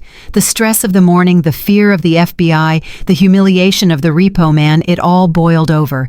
He forgot about the foreclosure. He forgot about the witness. He just saw the woman he had abused for years daring to mock him. "You useless bitch," he roared. He lunged across the room. He covered the distance in 2 strides, his hand raised to strike me. He was going to backhand me right across the face. I didn't flinch. I didn't cower. I didn't even blink. I just watched him come, knowing he would never reach me. Just as his hand began its downward arc, a black blur intercepted it. Rocco moved with a speed that defied his size. He didn't just block the hit. He caught Trey's wrist in midair. His hand, the size of a catcher's mitt, wrapped around Trey's forearm and squeezed. There was a sickening crunch. It wasn't a break, but it was close, the sound of tendons grinding against bone. Trey shrieked a high-pitched sound of shock and pain. He tried to pull away, but he was rooted to the spot. He looked up at Rocco, his eyes bulging. "Let go. You are breaking my arm." Rocco didn't let go. He twisted Trey's arm slightly, forcing him down to his knees. Trey collapsed onto the Persian rug, gasping for air, looking up at the man who held him like a doll. Rocco leaned down, his face a mask of stone. He wasn't looking at Trey with anger. He was looking at him with professional boredom. "Careful with the hand, Mr. Vance," Rocco said, his voice echoing in the silent room. Trey whimpered. "Why do you care? She is my wife." Rocco tightened his grip one last time, eliciting another cry of pain from Trey before shoving him backward onto the floor. Trey scrambled away, clutching his wrist, looking terrified. Rocco stood up, straightening his tie. He looked at me, then back at Trey. "Because, Mr. Vance, until your debt is paid in full, everything in this house is the property of Hades Financial. The furniture, the art, and the occupants." He pointed a gloved finger at me. "That woman is a co-signer on your loans. That makes her a tangible asset. And in my business, we do not allow anyone to damage the collateral. If you scratch the paint on her, Mr. Vance, I will have to break both your legs to balance the depreciation. Do we understand each other?" Trey nodded frantically, scrambling backward until he hit the sofa. "We understand. We understand." Rocco nodded. "Good. Now, if you will excuse me, I have to inventory the kitchen." He turned and walked away, leaving Trey cowering on the floor. I sat there clutching my black card and took another sip of my tea. It was the best cup of tea I had ever tasted. The atmosphere in the living room was thick enough to choke on. It was a cocktail of fear, desperation, and the lingering scent of the cheap takeout pizza Trey had ordered because his credit cards were still frozen. Kyle was sitting at the dining table, his tie loosened, sweating through his dress shirt as he frantically called every contact he had on Wall Street. Sarah was pacing by the window, chewing her fingernails. Amber was scrolling through her phone looking for pawn shops that would take designer handbags without asking too many questions. And Trey. Trey was staring at his laptop screen like a man waiting for a firing squad to reload. I sat in my wheelchair in the corner, nursing a glass of water, watching them unravel. It was pathetic. These were the masters of the universe, the people who thought they owned the world, and they were crumbling after 24 hours of financial pressure. But I knew the game wasn't over. My father played chess, not checkers. He didn't just want to beat them, he wanted them to hang themselves. Suddenly a ping echoed from Trey's laptop. It wasn't the usual email notification sound. It was the priority alert he had set up for high-value investors. Trey's head snapped up. He clicked the mouse so hard I thought it would break. His eyes scanned the screen, widening with every line. He gasped. Oh my God, listen to this." Kyle stopped dialing. "What is it? Another lawsuit?" "No." Trey stammered, his voice trembling with excitement. "It is an offer, a term sheet, from a private equity firm in Dubai called Chimera Holdings. They want to lead the Series B round for my tech platform." Kyle rushed over, leaning over Trey's shoulder. I watched them from my corner. Chimera Holdings. It was a shell company my father had set up in the 90s for moving assets through the Middle East. It sounded exotic. It sounded rich. It sounded like a miracle. "Read the number," Kyle demanded. "How much are they offering?" Trey swallowed hard. $100 million. Silence descended on the room. $100 million. It was enough to pay off the debt to Hades Financial. It was enough to bail Kyle out of jail if he got indicted. It was enough to buy 10 Ferraris. It was salvation. Amber jumped up from the sofa. "Are you serious? We are rich again. I knew it. I knew you were a genius, Trey." Trey was already typing a reply, his fingers flying across the keys. "They want a video conference immediately to finalize the deal. They say they have been tracking my algorithm for months, and they think it is the future of fintech. Of course they do, because I am a visionary." I had to bite the inside of my cheek to keep from laughing. The algorithm Trey had built was garbage. It was a buggy derivative piece of software that crashed if more than 10 people used it. But vanity is a powerful blinder. Trey believed the lie because he needed to believe it. 5 minutes later, the laptop was propped up on a stack of books.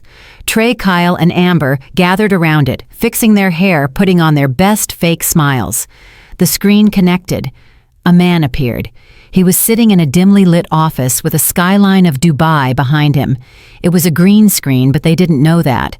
The man was smooth, wearing a white kandura and dark sunglasses. I recognized him immediately. It was Silas, one of my father's best fixers from the Las Vegas branch. Mr. Vance Silas said, his voice heavily accented and dripping with oil. "We have admired your work from afar. Chimera Holdings operates on instinct. We smell a unicorn. We are prepared to wire $100 million to your operational account by close of business today." Trey looked like he was going to cry. "Thank you. Thank you so much. You will not regret this. We are ready to sign whatever you need." "Excellent," Silas said. "However, as this is a high-risk investment in a volatile market, and given your current legal troubles, which we are aware of, we require a standard collateral package." Trey's smile faltered.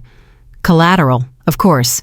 The company intellectual property is all yours." Silas shook his head. "No. The IP is intangible. We need hard assets. We need a personal guarantee backed by real estate and liquid inheritance rights. We need to know that you have skin in the game, Mr. Vance. If the company fails, we need to know we can recover our initial deposit." Trey looked at Kyle. They had nothing. Hades Financial had already seized the house and the cars. They were destitute. We are currently in a transition period with our assets," Trey stammered. Silas leaned forward. "That is unfortunate, No collateral, no deal. I have another meeting in 5 minutes. Wait, Kyle shouted at the screen. Wait. We have assets. We have... He looked around the room. His eyes landed on Amber. Amber froze. What are you looking at? Kyle grabbed Trey's arm and whispered loudly. Her parents, the Kensington estate. It is worth $40 million, and she is the sole heir. Trey looked at Amber. His eyes were manic. He didn't see his fiancée. He saw a piggy bank. Amber, he said, his voice low and urgent. We need to use your trust fund. We need to use your parents' deed. Amber stepped back. Are you crazy? My father would kill me. That house has been in the family for 4 generations. I cannot pledge it as collateral for a startup. It is not just a startup, Trey hissed, grabbing her hands. It is $100 million, Amber. We will pay off the loan in a week once the wire hits. Your parents will never know. It is just a piece of paper. Do you want to be poor? Do you want to go back to that shop and beg for your debit card back? Or do you want to own this city? Amber hesitated. She looked at the screen where the $100 million offer was dangling like a carrot. She looked at her empty wrist where her Rolex used to be before she hit it. Greed was warring with fear in her eyes. I decided to give them a little push. I cleared my throat loudly from the corner. I do not think you should do it, Amber, I said, my voice trembling with fake concern. It sounds really dangerous. What if the business fails? You would lose your parents' home. Maybe you should listen to your father. He was right about Trey. The room went silent. Amber turned to look at me. Her eyes narrowed. She hated me. She hated that I was right. And more than anything, she hated taking advice from the woman she had replaced. Shut up, she spat at me. You are just jealous. You want us to fail so you can say I told you so. You want me to be broke like you. She turned back to Trey, her chin held high. Give me the pen. But Amber, I said, leaning forward. If you sign that and they default, you will be homeless. Don't be stupid. That did it. My reverse psychology hit the target perfectly. Amber snatched the digital stylus from Trey's hand. I am not stupid, she screamed at me. I am investing in my future husband, something you were too cheap and scared to do. She leaned over the laptop. Silas on the screen uploaded the document. It was a master deed transfer and a universal power of attorney. It gave Chimera Holdings the right to seize the Kensington estate and Amber's entire future inheritance immediately upon any breach of contract. And the contract had a clause that demanded immediate repayment within 24 hours. It was a death sentence disguised as a contract. Amber didn't read it. She just looked at me with a smirk, trying to prove she was the better woman, the supportive partner, the risk taker. She pressed the stylus to the pad and signed her name with a flourish. Amber Victoria Kensington. Done, she said, crossing her arms. On the screen, Silas smiled. It was a smile that showed too many teeth. Thank you, Miss Kensington. The funds will be wired shortly. Welcome to the Chimera family. The screen went black. Trey and Kyle let out a whoop of victory. They high-fived. Trey picked Amber up and spun her around. We did it, baby. We are back. We are untouchable. I watched them celebrate. I watched them pop a bottle of warm champagne they had found in the pantry. They were dancing on the deck of the Titanic, and they had just handed me the iceberg. Amber walked over to me, breathless and triumphant. She leaned down, her face flushed with victory. See that, Jada? That is how real business is done. You play big to win big. Now pack your trash. As soon as that money hits, I am buying a new house, and you are not invited. I looked at her. I looked at the signature on the screen that was still glowing. You are right, Amber, I said softly. You definitely played big. I wheeled myself backward, turning away so they wouldn't see the cold satisfaction in my eyes. They thought the money was coming. They didn't know that the only thing coming was a team of lawyers to evict Amber's parents from their ancestral home. She had just signed her family's legacy over to a ghost, and the ghost was me. The ink on the fraudulent contract with Chimera Holdings was barely dry, but Trey and Amber were already popping corks like they had won the Super Bowl. They didn't wait for the wire transfer to clear.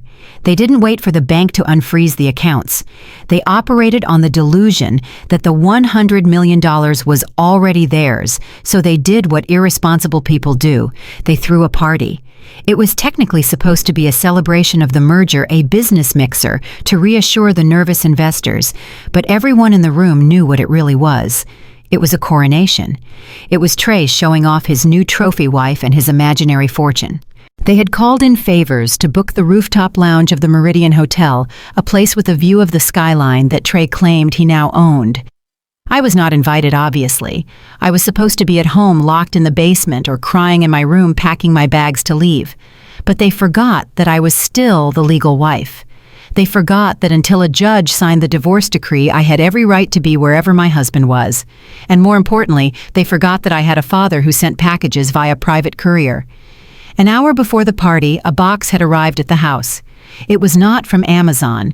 It was a sleek, matte black box tied with a heavy silk ribbon. Inside was a dress. It was not a dress you could buy at a department store. It was a custom piece, a shimmering column of silver silk that looked like liquid mercury. Beside it lay a pair of crutches. But these were not the ugly gray aluminum ones from the hospital. These were custom-milled titanium, sleek and black, with leather-wrapped handles. There was a note tucked into the fabric. It was in my father's handwriting. "Armor up, princess. Make them stare." I put on the dress. I did my hair and makeup, covering the dark circles under my eyes with concealer, painting my lips a deep blood red. I looked in the mirror. The woman looking back at me was not the broken teacher. She was Jada King, and she was going to war. When I arrived at the hotel, the doorman tried to stop me. He saw the crutches and assumed I was lost. But then I flashed the Centurion card Rocco had given me. His demeanor changed instantly. He bowed and held the elevator door open. I rode up to the rooftop alone, the silence of the elevator amplifying the pounding of my heart. I was terrified, but beneath the fear was a cold, hard rage that kept me standing upright. The elevator doors slid open. The noise of the party hit me first. The clinking of glasses, the hum of conversation, the thumping bass of house music, then the smell of expensive perfume and cigars. I stepped out. Or rather, I swung out. Thump, step, drag. The sound of my titanium crutch hitting the polished floor was distinct. It cut through the ambient noise. Heads turned. At first, just a few people near the entrance, then a ripple effect. People stopped talking. They nudged their neighbors. The music seemed to fade into the background as the crowd parted. I walked through the center of the room, my head held high, looking straight ahead.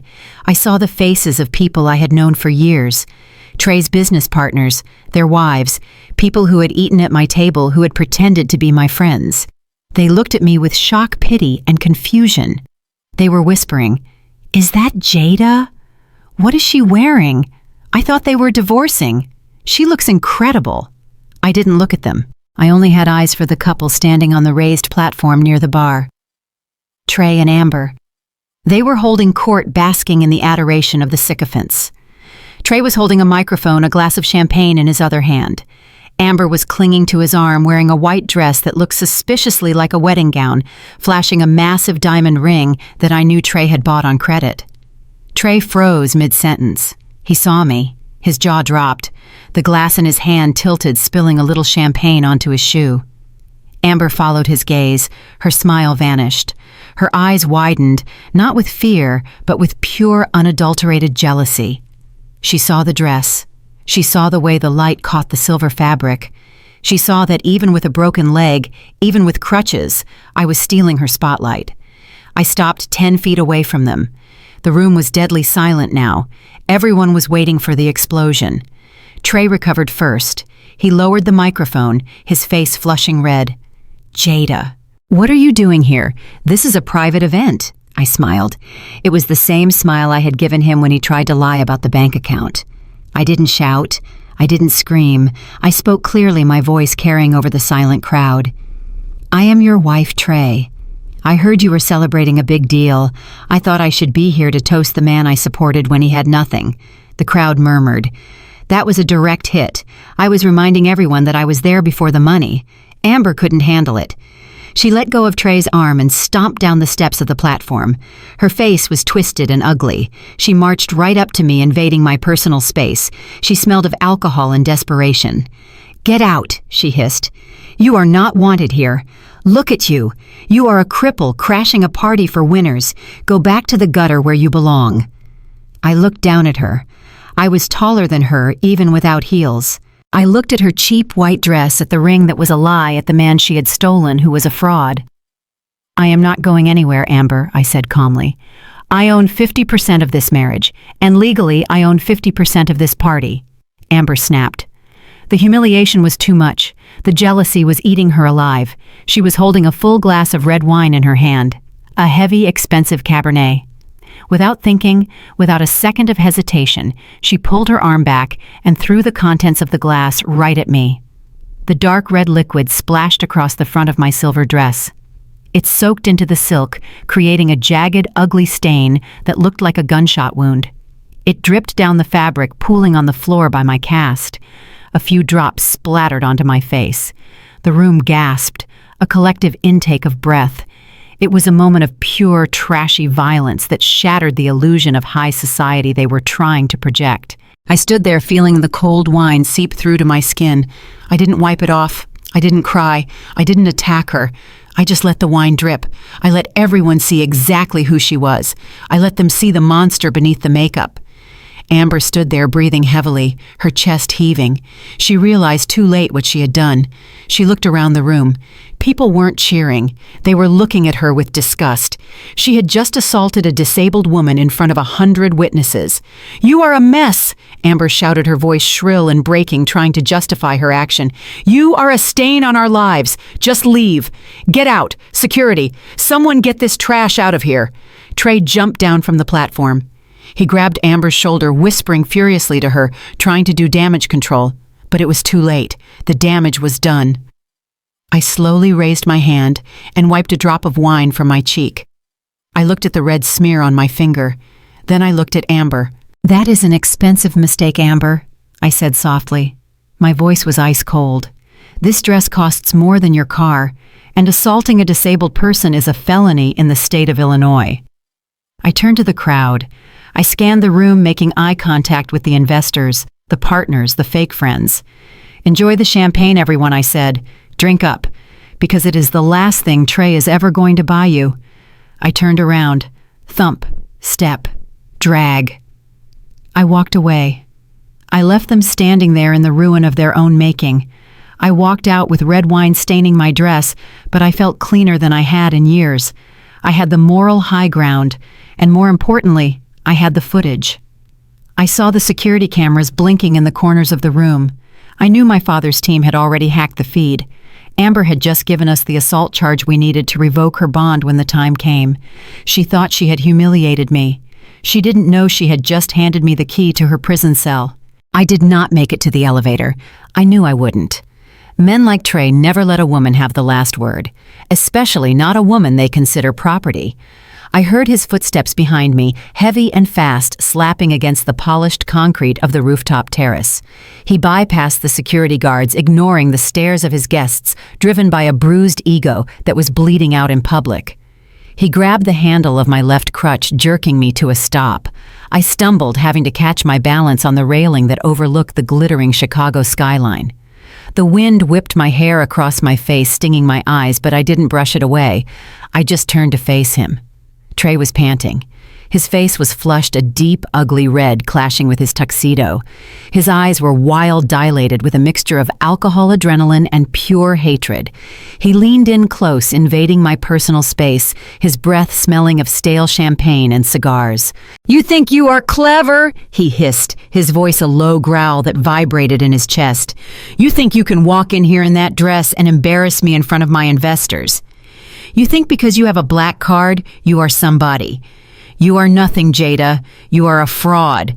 And I am going to make you pay for that stain on Amber's reputation." I looked at him. I really looked at him. For the first time in 3 years, I didn't see the man I fell in love with. I didn't see the charming entrepreneur who promised to build a life with me. I saw a small, frightened child wearing a man's suit. I saw a parasite who had convinced himself he was a host. And in that moment, a strange calm washed over me. It was the calm of a judge delivering a sentence. But I had to be sure. My father had taught me that before you pull the trigger, you have to give the target one chance to surrender. It is not about mercy. It is about clearing your conscience so you can sleep at night after you destroy them. I shifted my weight, leaning heavily on the titanium crutch so I could stand tall. I moved closer to him, ignoring the danger radiating off him. I moved so close that my lips were inches from his ear. I lowered my voice to a whisper, a soft, intimate sound that cut through the wind. Trey listened to me very carefully. This is the last time I am going to speak to you as your wife. This is the last time I'm going to speak to you as a human being. He froze, confused by the shift in my tone. He pulled back slightly to look at my face, searching for fear, but finding only stone. I continued, my eyes locking onto his. You have a choice right now, a real choice, not the fake choices you give yourself. I want you to go back into that party. I want you to announce that you are signing the divorce papers tonight. I want you to wire $50,000 back into my account. Not $1 million, just the $50,000 you stole. And I want you to apologize. Not to me, I don't care about me. Apologize for disrespecting the vows we made. I paused, letting the words sink in. If you do that, Trey, I will walk away. I will disappear. I will let you keep the fake deal with Chimera. I will let you keep the house. I will let you play pretend with Amber until you inevitably crash and burn on your own. I will call off the wolves. I will give you your life back. This is your exit ramp. Take it. It was a generous offer. It was an insanely generous offer. I was offering him a lifeline when he was already drowning. All he had to do was swallow his pride for 10 seconds. All he had to do was be a man. Trey stared at me. For a second, I saw a flicker of hesitation in his eyes. I saw him calculating. He knew he was in deep water. He knew the Chimera deal was shaky. He knew he was leveraged to the hilt. The logical part of his brain was screaming at him to take the deal, to cut his losses, to get rid of the woman who clearly knew more than she was letting on. But then he looked over his shoulder. He saw Amber watching him from the bar. He saw Kyle watching him. He saw the investors watching him. His vanity kicked in. His narcissism roared to life, strangling his logic. He looked back at me, and the hesitation vanished. It was replaced by a sneer so cruel it made my stomach turn. He threw his head back and laughed. It was a loud, barking laugh that echoed across the rooftop.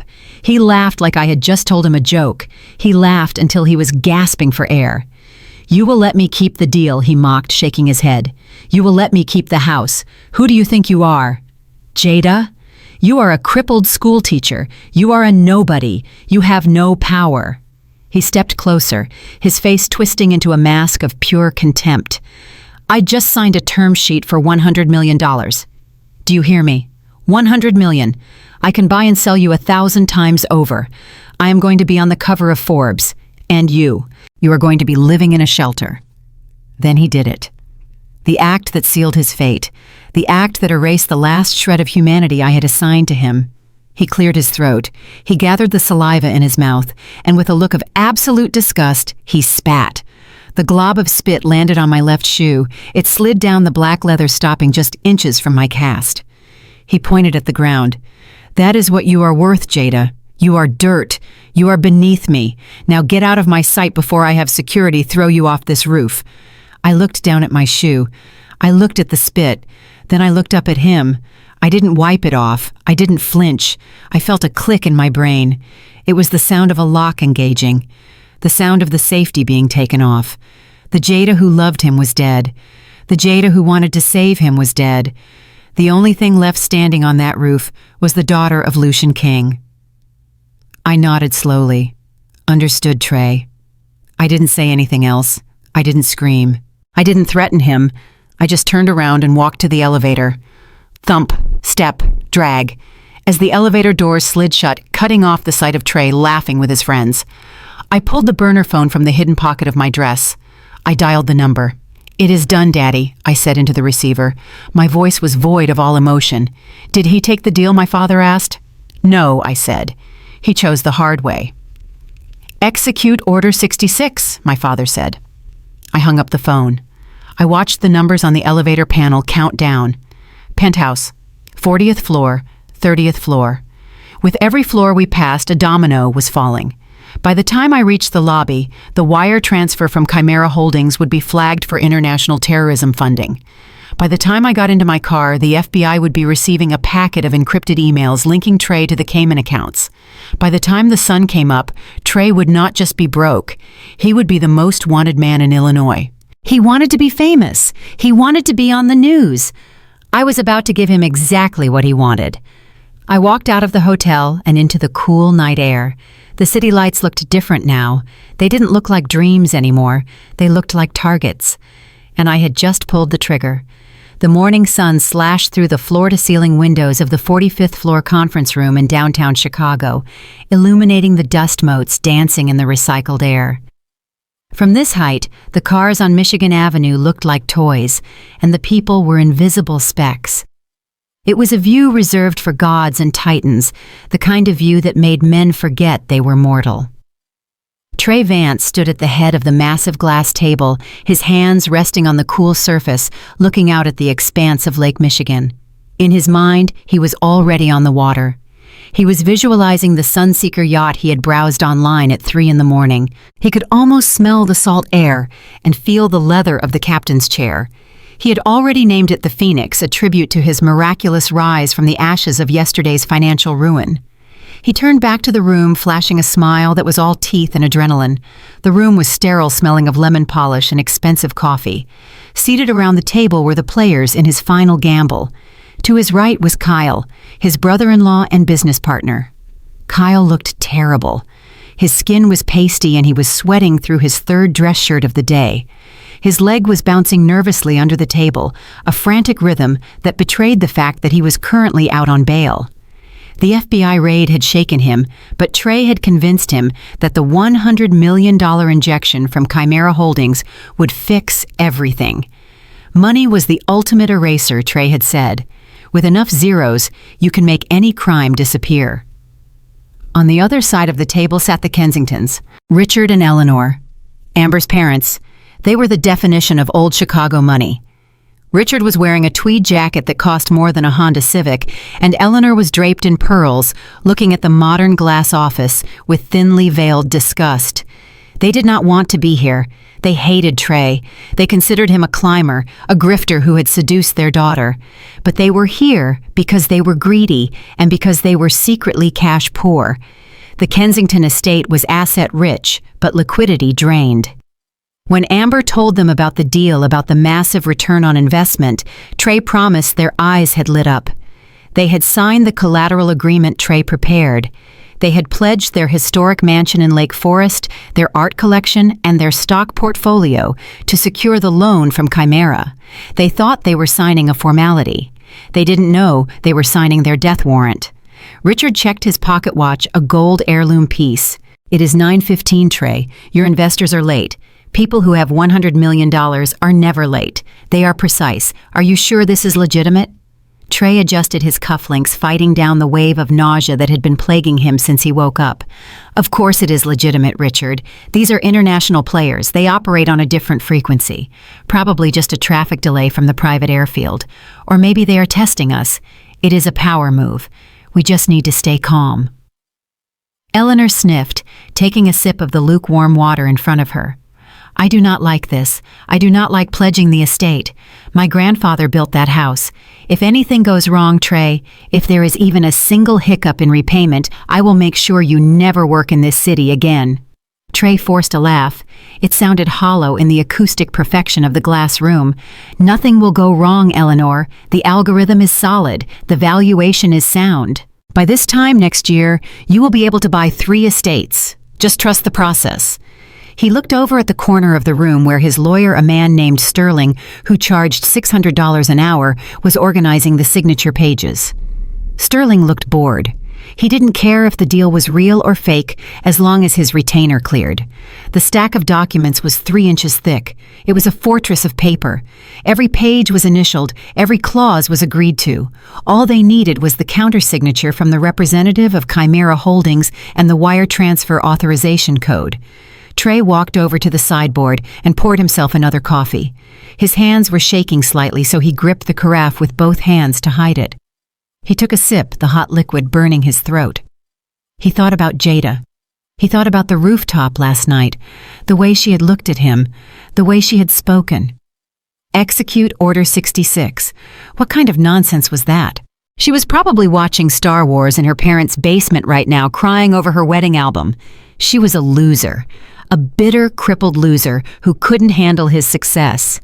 He had won. He had beaten her. He had beaten the bank. He had beaten the FBI. He was invincible. Kyle cleared his throat. Trey, my phone is buzzing. It is the news alert. They are saying the SEC is opening an investigation into the hedge fund. We need this money to hit the account by noon, or the feds are going to freeze the operational capital. Trey slammed his cup down. Stop checking the news, Kyle. Focus on the prize. Once the Chimera wire hits, we move the funds to the offshore shell in Panama. The SEC has no jurisdiction there. We just need to survive the next hour. The room fell silent again. The only sound was the hum of the HVAC system and the ticking of Richard's watch. Tick, tick, tick. It sounded like a bomb countdown. Trey walked back to the window. He looked down at the street again. He was looking for a limousine, a convoy of black SUVs, something that signaled the arrival of Arab money. But the traffic was just a steady stream of yellow taxis and buses. He felt a bead of sweat trickle down his spine. Why were they late? It was 9:20. Panic began to claw at his throat. Had they changed their minds? Had they found out about the foreclosure notice on his house? Had Jada actually done something? No. Impossible. She was a music teacher. She didn't know how private equity worked.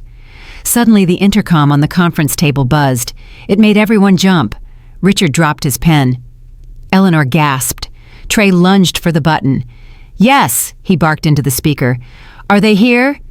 The receptionist's voice came through sounding confused and slightly breathless. Mr. Vance, your guests have arrived. They are coming up now. Trey exhaled a long, shuddering breath of relief. See, he said, turning to the room with a triumphant grin. They are here. It is showtime. Everyone sit up straight. Richard put away the watch. Kyle, stop shaking your leg. We are about to become royalty. He straightened his tie in the reflection of the glass window. He smoothed his hair. He checked his teeth. He was ready. He was going to charm them. He was going to shake their hands, sign the papers, and walk out of this room a multi-millionaire. He imagined the headline in the Wall Street Journal. Trey Vance secures historic funding. The boy wonder of Chicago tech. The heavy double doors at the far end of the conference room clicked. The sound of the magnetic lock disengaging was loud in the silence. Trey stepped forward, extending his hand, pasting on his best winning smile. He prepared his opening line. Welcome, gentlemen, to the future. The doors swung open, but it wasn't a team of executives in suits that walked in. It wasn't Silas from the video call. The smile froze on Trey's face. His hand dropped to his side. The air left his lungs. Because the hallway behind the doors wasn't empty. It was filled with men, but not businessmen. These were men who looked like they were carved out of granite. Men with necks as thick as tree trunks wearing suits that struggled to contain their muscles. There were 20 of them. They lined the hallway, creating a human corridor. They stood in absolute silence, their hands clasped in front of them, their eyes hidden behind dark sunglasses despite the indoor lighting. And then, from the center of the formation, a single figure emerged. It was not an Arab prince. It was a man Trey had never seen before, but whose presence triggered a primal instinct of flight in his lizard brain. An older black man dressed in a three-piece suit that cost more than Trey's entire company. He walked with a cane, but he didn't lean on it.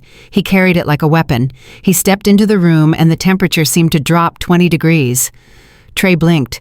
He looked at the man. Then he looked behind the man, and his heart stopped. Because walking right behind this terrifying stranger, dragging her titanium crutches with a rhythmic, deadly cadence, was Jada. She wasn't wearing the stained dress from last night. She was wearing a white power suit that matched the man's pocket square. She looked fresh, she looked sharp, and she was smiling. Trey's mouth opened, but no sound came out. The yacht, the money, the future. It all dissolved into smoke. The only thing left was the realization that he had made a catastrophic miscalculation. The investor wasn't coming. The executioner had arrived. The silence in the boardroom was absolute. It was not the quiet of a library or a church. It was the vacuum of space, a void where sound and hope went to die. Trey stood frozen at the head of the table, his hand still extended in a greeting that would never be returned. The 20 men lining the hallway did not blink. They did not breathe.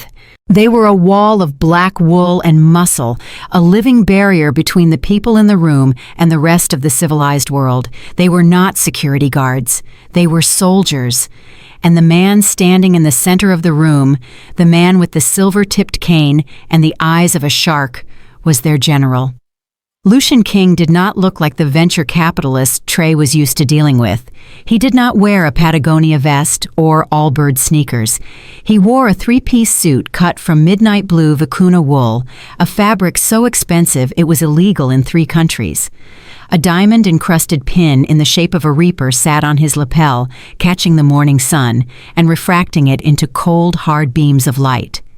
He did not move with the haste of a businessman. He moved with the slow, terrifying gravity of a glacier. He took a step forward, the sound of his cane striking the marble floor echoing like a gunshot. Click, step, click, step. Trey's survival instincts, usually dormant beneath layers of narcissism, finally screamed at him to run. But there was nowhere to go. The glass walls that offered the million-dollar view now felt like the walls of an aquarium.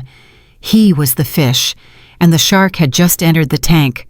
Trey lowered his hand slowly, his palm sweating. He tried to speak, but his throat was dry as sandpaper. He swallowed hard, forcing words past the lump of terror in his esophagus. Sir Trey stammered, his voice cracking like a pubescent boy. There must be some confusion. We were expecting a representative from Chimera Holdings, a Mr. Silas. We have the papers ready for the merger. Lucian stopped at the opposite end of the long glass table. He placed his cane on the edge of the table and leaned forward slightly. His face was a map of violence etched with lines of hard decisions and ruthless victories. He looked at Trey, then he looked at Kyle, then at the trembling Kensington parents. He smiled. It was not a nice smile. It was a baring of teeth. "There is no confusion," Mr. Vance Lucian said. His voice was deep, a baritone rumble that vibrated in the chests of everyone present. "Chimera Holdings is a very private family office. We do not send representatives for deals of this magnitude. The head of the family comes personally to inspect the investment." Trey let out a breath he didn't know he was holding. Relief washed over him, hot and dizzying. It was real. The money was real. This terrifying man was just eccentric. He was just old school. Of course, the ultra-rich were always weird. Trey straightened his tie, his confidence surging back like a junkie getting a fix. "I understand completely, sir," Trey said, putting on his best CEO voice. "We are honored. Truly honored. My team and I have built something revolutionary here. The algorithm is going to change the fintech landscape. We are ready to sign whenever you are." Lucian chuckled. It was a dry, rasping sound. "Oh, I am sure you are ready to sign, son. You are ready to take the money. But you see, before I give a man $100 million, I need to know who he is. I need to know his character. I need to know how he treats his assets." Trey nodded eagerly. "Character is everything to us, sir. We are a family business. Integrity is our core value." "Integrity," Lucian repeated, tasting the word like sour milk. Interesting choice of words. "Because my due diligence turned up something different. I heard you like to break things. I heard you like to take things that do not belong to you. I heard you like to lock people in basements." The room went cold. Trey's smile faltered. Kyle stopped shaking his leg. Amber's mother, Eleanor, clutched her pearls so hard the string looked ready to snap. "I don't know what you mean," Trey whispered. Lucian reached into his jacket pocket. The security detail at the door tensed. Kyle flinched, thinking a gun was coming out. But Lucian only pulled out a photo. He slid it across this glass table. It spun perfectly, stopping right in front of Trey. Trey looked down. It was a photo of Jada. But not the Jada he knew. It was a photo of Jada at 6 years old, sitting on Lucian's shoulders, eating cotton candy at Navy Pier. Lucian looked younger, stronger, but the eyes were the same. The possessive, lethal love in those eyes was unmistakable. Trey looked up his brain, unable to process the data. You know, Jada." Lucian leaned in closer, his voice dropping to a whisper that carried the weight of a death sentence. "You asked if I was the investor. The answer is no. I am not the bank boy. I am the vault. And Jada is not just some orphan you picked up to pay your bills. She is my blood. She is the heir to the kingdom. Trey's knees buckled. He grabbed the table for support. No, that is impossible. She is a teacher. She drives a Corolla. Lucian's eyes narrowed. That is because she wanted to be good. She wanted to be normal. She wanted to escape the life I built. But you dragged her back in. You broke her leg, and in doing so, you woke up the devil. He straightened up and adjusted his cuffs. I am Lucian King, and I am your father-in-law. The silence that followed was heavy enough to crush bones. Trey stared at Lucian, the color draining from his face until he looked like a corpse. Kyle let out a high-pitched whimper. Eleanor Kensington fainted, slumping sideways in her chair, but no one moved to help her. They were all too busy staring at the monster in the suit who had just revealed that their entire reality was a lie. Then the doors opened again. Lucian didn't turn around. He just stepped aside, creating a clear path. Jada walked in.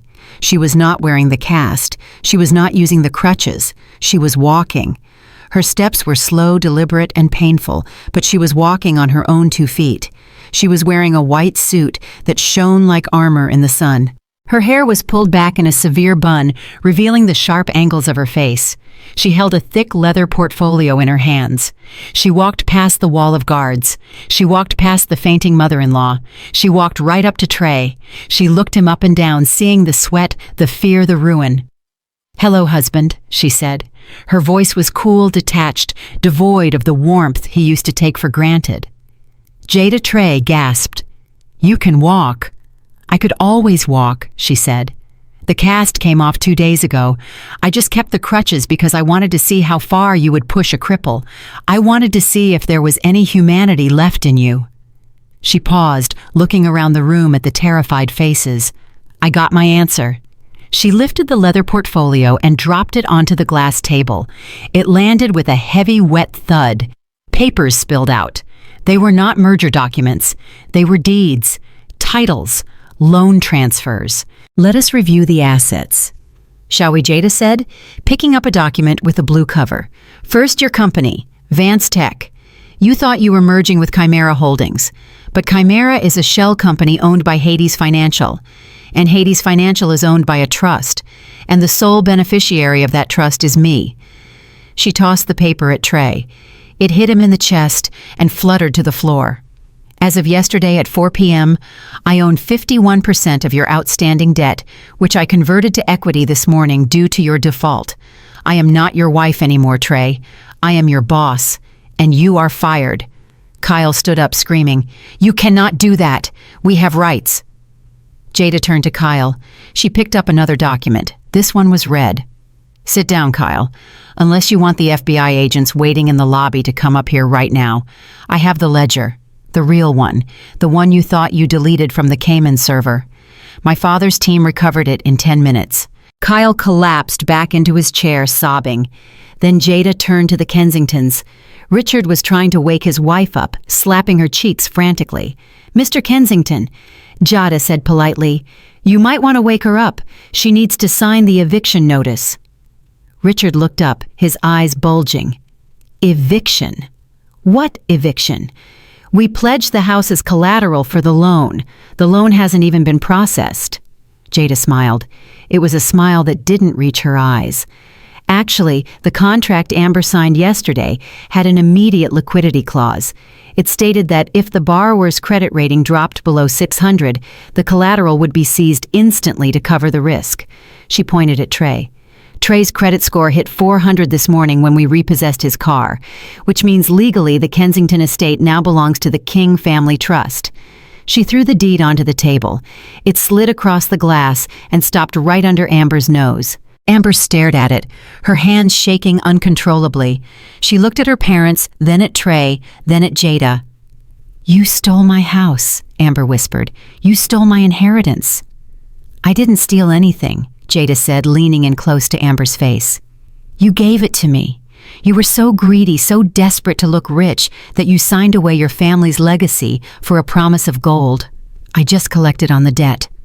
The room was spinning for Trey. He had lost his company, he had lost his money, he had lost his freedom, and he had dragged everyone he knew down with him. He looked at Jada pleading. "Jada, please, we can fix this. I will sign the divorce papers. I will give you the $50,000 back. Just stop this, please." Jada laughed. It was a cold, short sound. "It is too late for the $50,000, Trey. You spat on my shoe, remember? You told me I was dirt."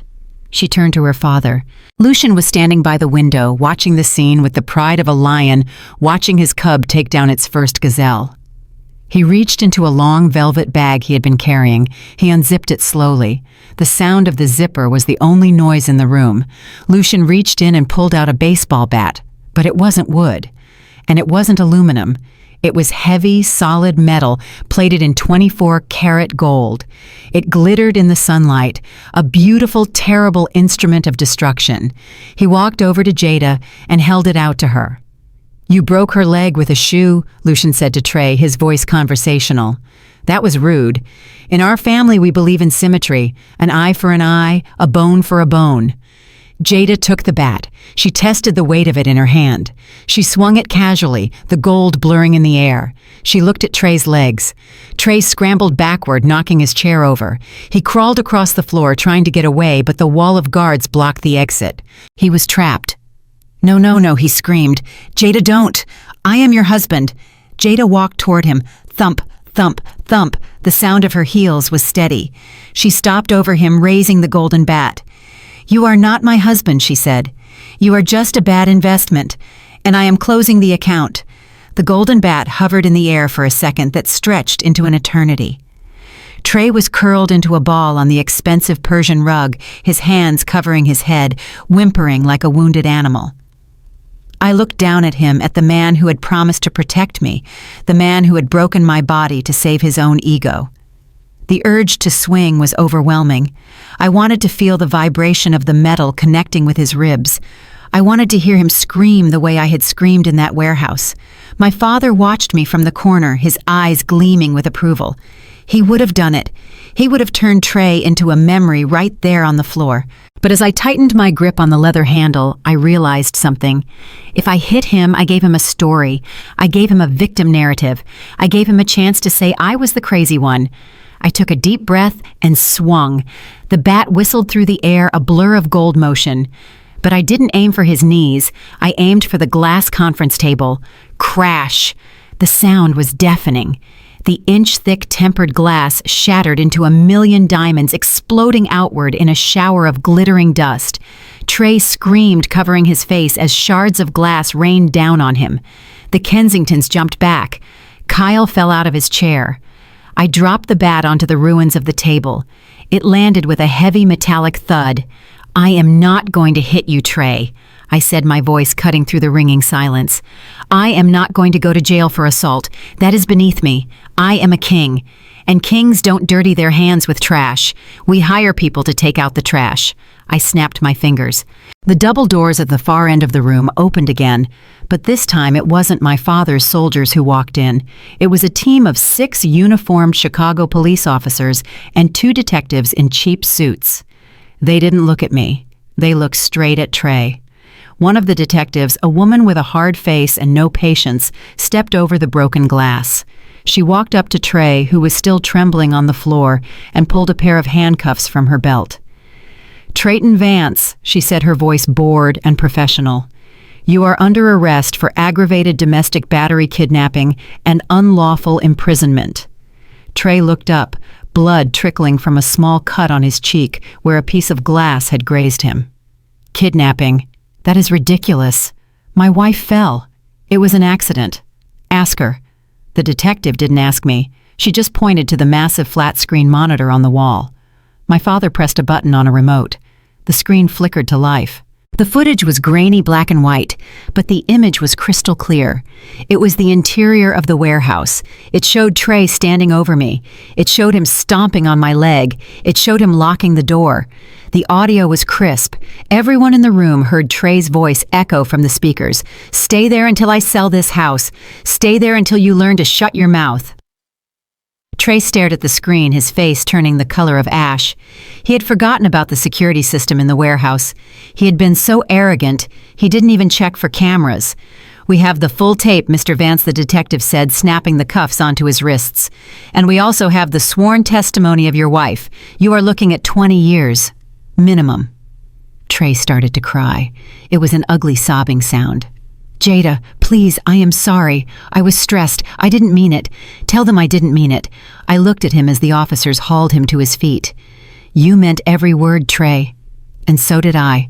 As they dragged Trey toward the door, Kyle tried to make himself small. He began to edge toward the exit, hoping in the chaos he could slip away. But as he reached the door frame, a man in a navy blue windbreaker stepped in his path. It wasn't the police. It was the FBI. "Going somewhere, Kyle?" the agent asked. Kyle stammered, "I need to call my lawyer. I had nothing to do with this. This is a domestic dispute." "Actually," the agent said, pulling a folded indictment from his pocket, "this is a federal crime scene. You see that ledger you tried to hide in the Cayman Islands? The one you used to launder money for the cartel? We have it." Kyle shook his head frantically. "No, that is encrypted. You cannot access that." "We didn't have to." The agent smiled. "You sent the decryption key to us yourself this morning. When you accepted the wire transfer from Chimera Holdings, you unknowingly authorized a full digital audit of your servers. You invited us in, Kyle. You are under arrest for money laundering, wire fraud, and tax evasion." Kyle looked at me. He looked at my father. He realized then that the entire investment deal, the $100 million, the hope, the excitement, it was all a trap. A trap designed to make him open his own doors to the feds. He didn't scream like Trey. He just slumped his legs, giving out as the agents grabbed his arms and marched him out. That left the Kensingtons. Richard and Eleanor were standing by the window, clutching each other. They had watched their future son-in-law get arrested for beating a woman. They had watched their business partner get arrested for fraud. And they knew what was coming next. I turned to them. I picked up the deed to the Kensington estate from the table. I held it up.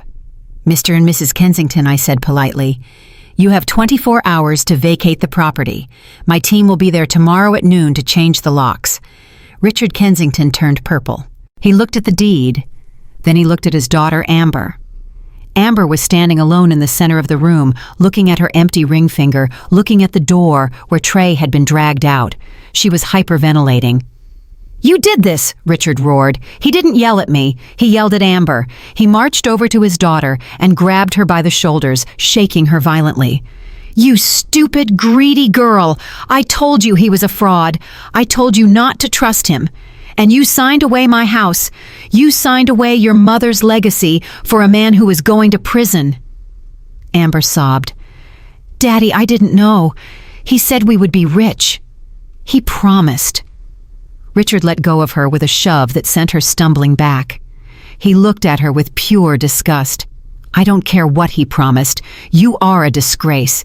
You are not a Kensington. I am removing you from the will today." Eleanor stepped forward.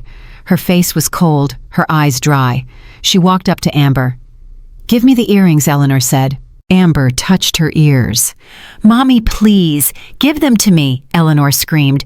"And the purse. That is my Birkin. You bought it with my credit card. Give it back." Amber, shaking and crying, took off the diamond earrings. She handed over the $40,000 bag. She stood there in her cheap white dress, stripped of her jewelry, stripped of her status, stripped of her family name. Richard looked at me. He didn't apologize. He was too proud for that, but he nodded, acknowledging the defeat. "We will leave," Richard said stiffly. "But she is not coming with us." He pointed at Amber. "You are on your own. Do not come to the hotel. Do not call us. As far as I am concerned, I have no daughter." Richard and Eleanor walked out of the room, leaving Amber standing alone in the wreckage of the glass table. She looked at me. Her eyes were red swollen and filled with hate. "Are you happy?" she whispered. "You took everything." I walked up to her. I looked at the woman who had thrown wine on me, who had called me a cripple, who had stolen my husband. "I didn't take anything, Amber," I said softly. "I just returned the pain to its rightful owner." I turned to my father. Lucian offered me his arm. "Shall we go, Princess?" he asked. "I believe we have a lunch reservation." I took his arm. We walked out of the room, leaving Amber crying on the floor surrounded by broken glass and the ghosts of the life she thought she deserved. The elevator doors closed, shutting out her sobs, and for the first time in 3 years, the silence was beautiful. As the elevator doors closed on Trey's screaming face, shutting him into the custody of the federal agents, a heavy silence returned to the conference room. The floor was still littered with millions of shards of tempered glass, glittering like dangerous snow. I stood there clutching the golden baseball bat, my chest heaving with the adrenaline of the execution. I looked at my father. Lucian was calmly wiping a smudge of dust from his lapel, his face unreadable. I looked at the bat in my hand, then at the empty doorway. A question burned in my throat. I lowered the bat and walked over to him, the sound of my heels crunching on the glass. "Daddy," I said quietly, "why did you stop me?" I wanted to break him. I wanted him to feel the pain he gave me. Lucian looked down at me. He took the heavy golden bat from my hand and slid it back into its velvet case with a soft zip. He placed his hands on my shoulders, his grip firm and grounding. "Jada, listen to me. Breaking a man's leg is easy. It takes 2 seconds. It heals in 6 weeks. It gives him a scar he can show off in bars. It makes him a survivor. You do not want him to be a survivor. You want him to be a ghost." He walked over to the window, looking out at the city he ruled from the shadows. "You see, Princess Trey didn't just borrow money from banks. When I froze his accounts yesterday, I did a deep dive into his shadow ledger. To buy that ring for Amber to lease the Ferrari to keep up appearances while his company was failing, he went to some very bad people. He borrowed $50,000 from the frantic loan sharks in the South Side, the kind of people who don't sue you when you default. They just take pieces of you until the debt is paid." I stared at my father, a cold chill running down my spine. The South Side sharks. They were animals. Lucian continued, his voice devoid of pity. "Those sharks have been looking for him. They were very angry when he missed his payment last week. But don't worry. I made a phone call this morning. I told them exactly where Trey is going. I told them he is heading to Cook County Jail. And guess what? The sharks have brothers and cousins inside those walls. They are waiting for him." Lucian turned back to me, a dark smile playing on his lips. "If you broke his leg, he would go to the medical ward. He would be isolated. He would be safe. By sending him to general population intact, you are feeding him to the wolves. He will owe them money he doesn't have. He will be terrified every time the lights go out. He will be looking over his shoulder every second of every day for the next 20 years. That is not just punishment, Jada. That is hell. And you are the one who sent him there." I absorbed his words. I thought about Trey, soft, arrogant Trey, surrounded by hardened criminals who knew he owed them money. I realized my father was right. Physical pain fades. Fear is eternal. I looked at the broken table at the ruins of Trey's empire. I felt a weight lift off my shoulders. I didn't need to break his bones. I had broken his life. The voiceover in my head took over as we walked out of the room.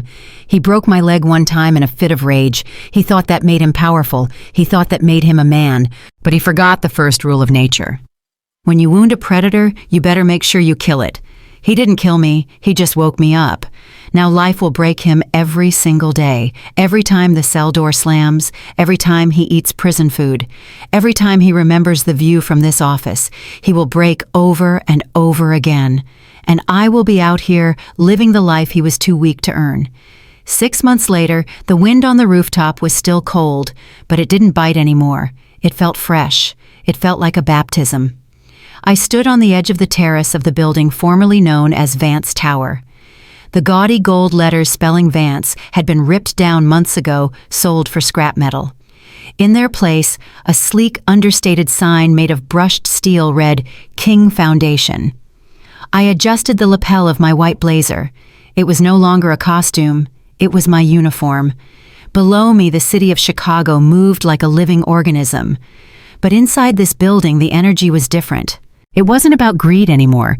It wasn't about lying to investors or faking valuations. The 45th floor where Trey had tried to sign his fraudulent deal was now a crisis center.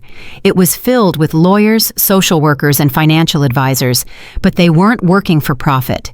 They were working for women like me. Women who had been underestimated. Women who had been abused, gaslit, and financially strip-mined by partners who thought they owned them. I turned away from the view and walked back into the office. The glass table was gone. In its place was a round oak table surrounded by women. Some had bruises, some had casts. All of them had fire in their eyes. They looked up when I entered. They didn't see a victim. They saw a leader. I walked over to the wall where a framed photo hung. It wasn't a picture of me. It was a picture of the warehouse, a reminder of where I started. I ran my fingers over the frame. I had wanted so badly to be normal. I had wanted the picket fence, the teaching job, the simple dinners. I had rejected my father's world because I thought it was cruel. I thought I could be a sheep in a world of wolves and survive by being nice. I was wrong. The world does not reward sheep. It eats them. It shears them. It leaves them shivering in the cold. Trey taught me that. Amber taught me that. They looked at my kindness and saw weakness.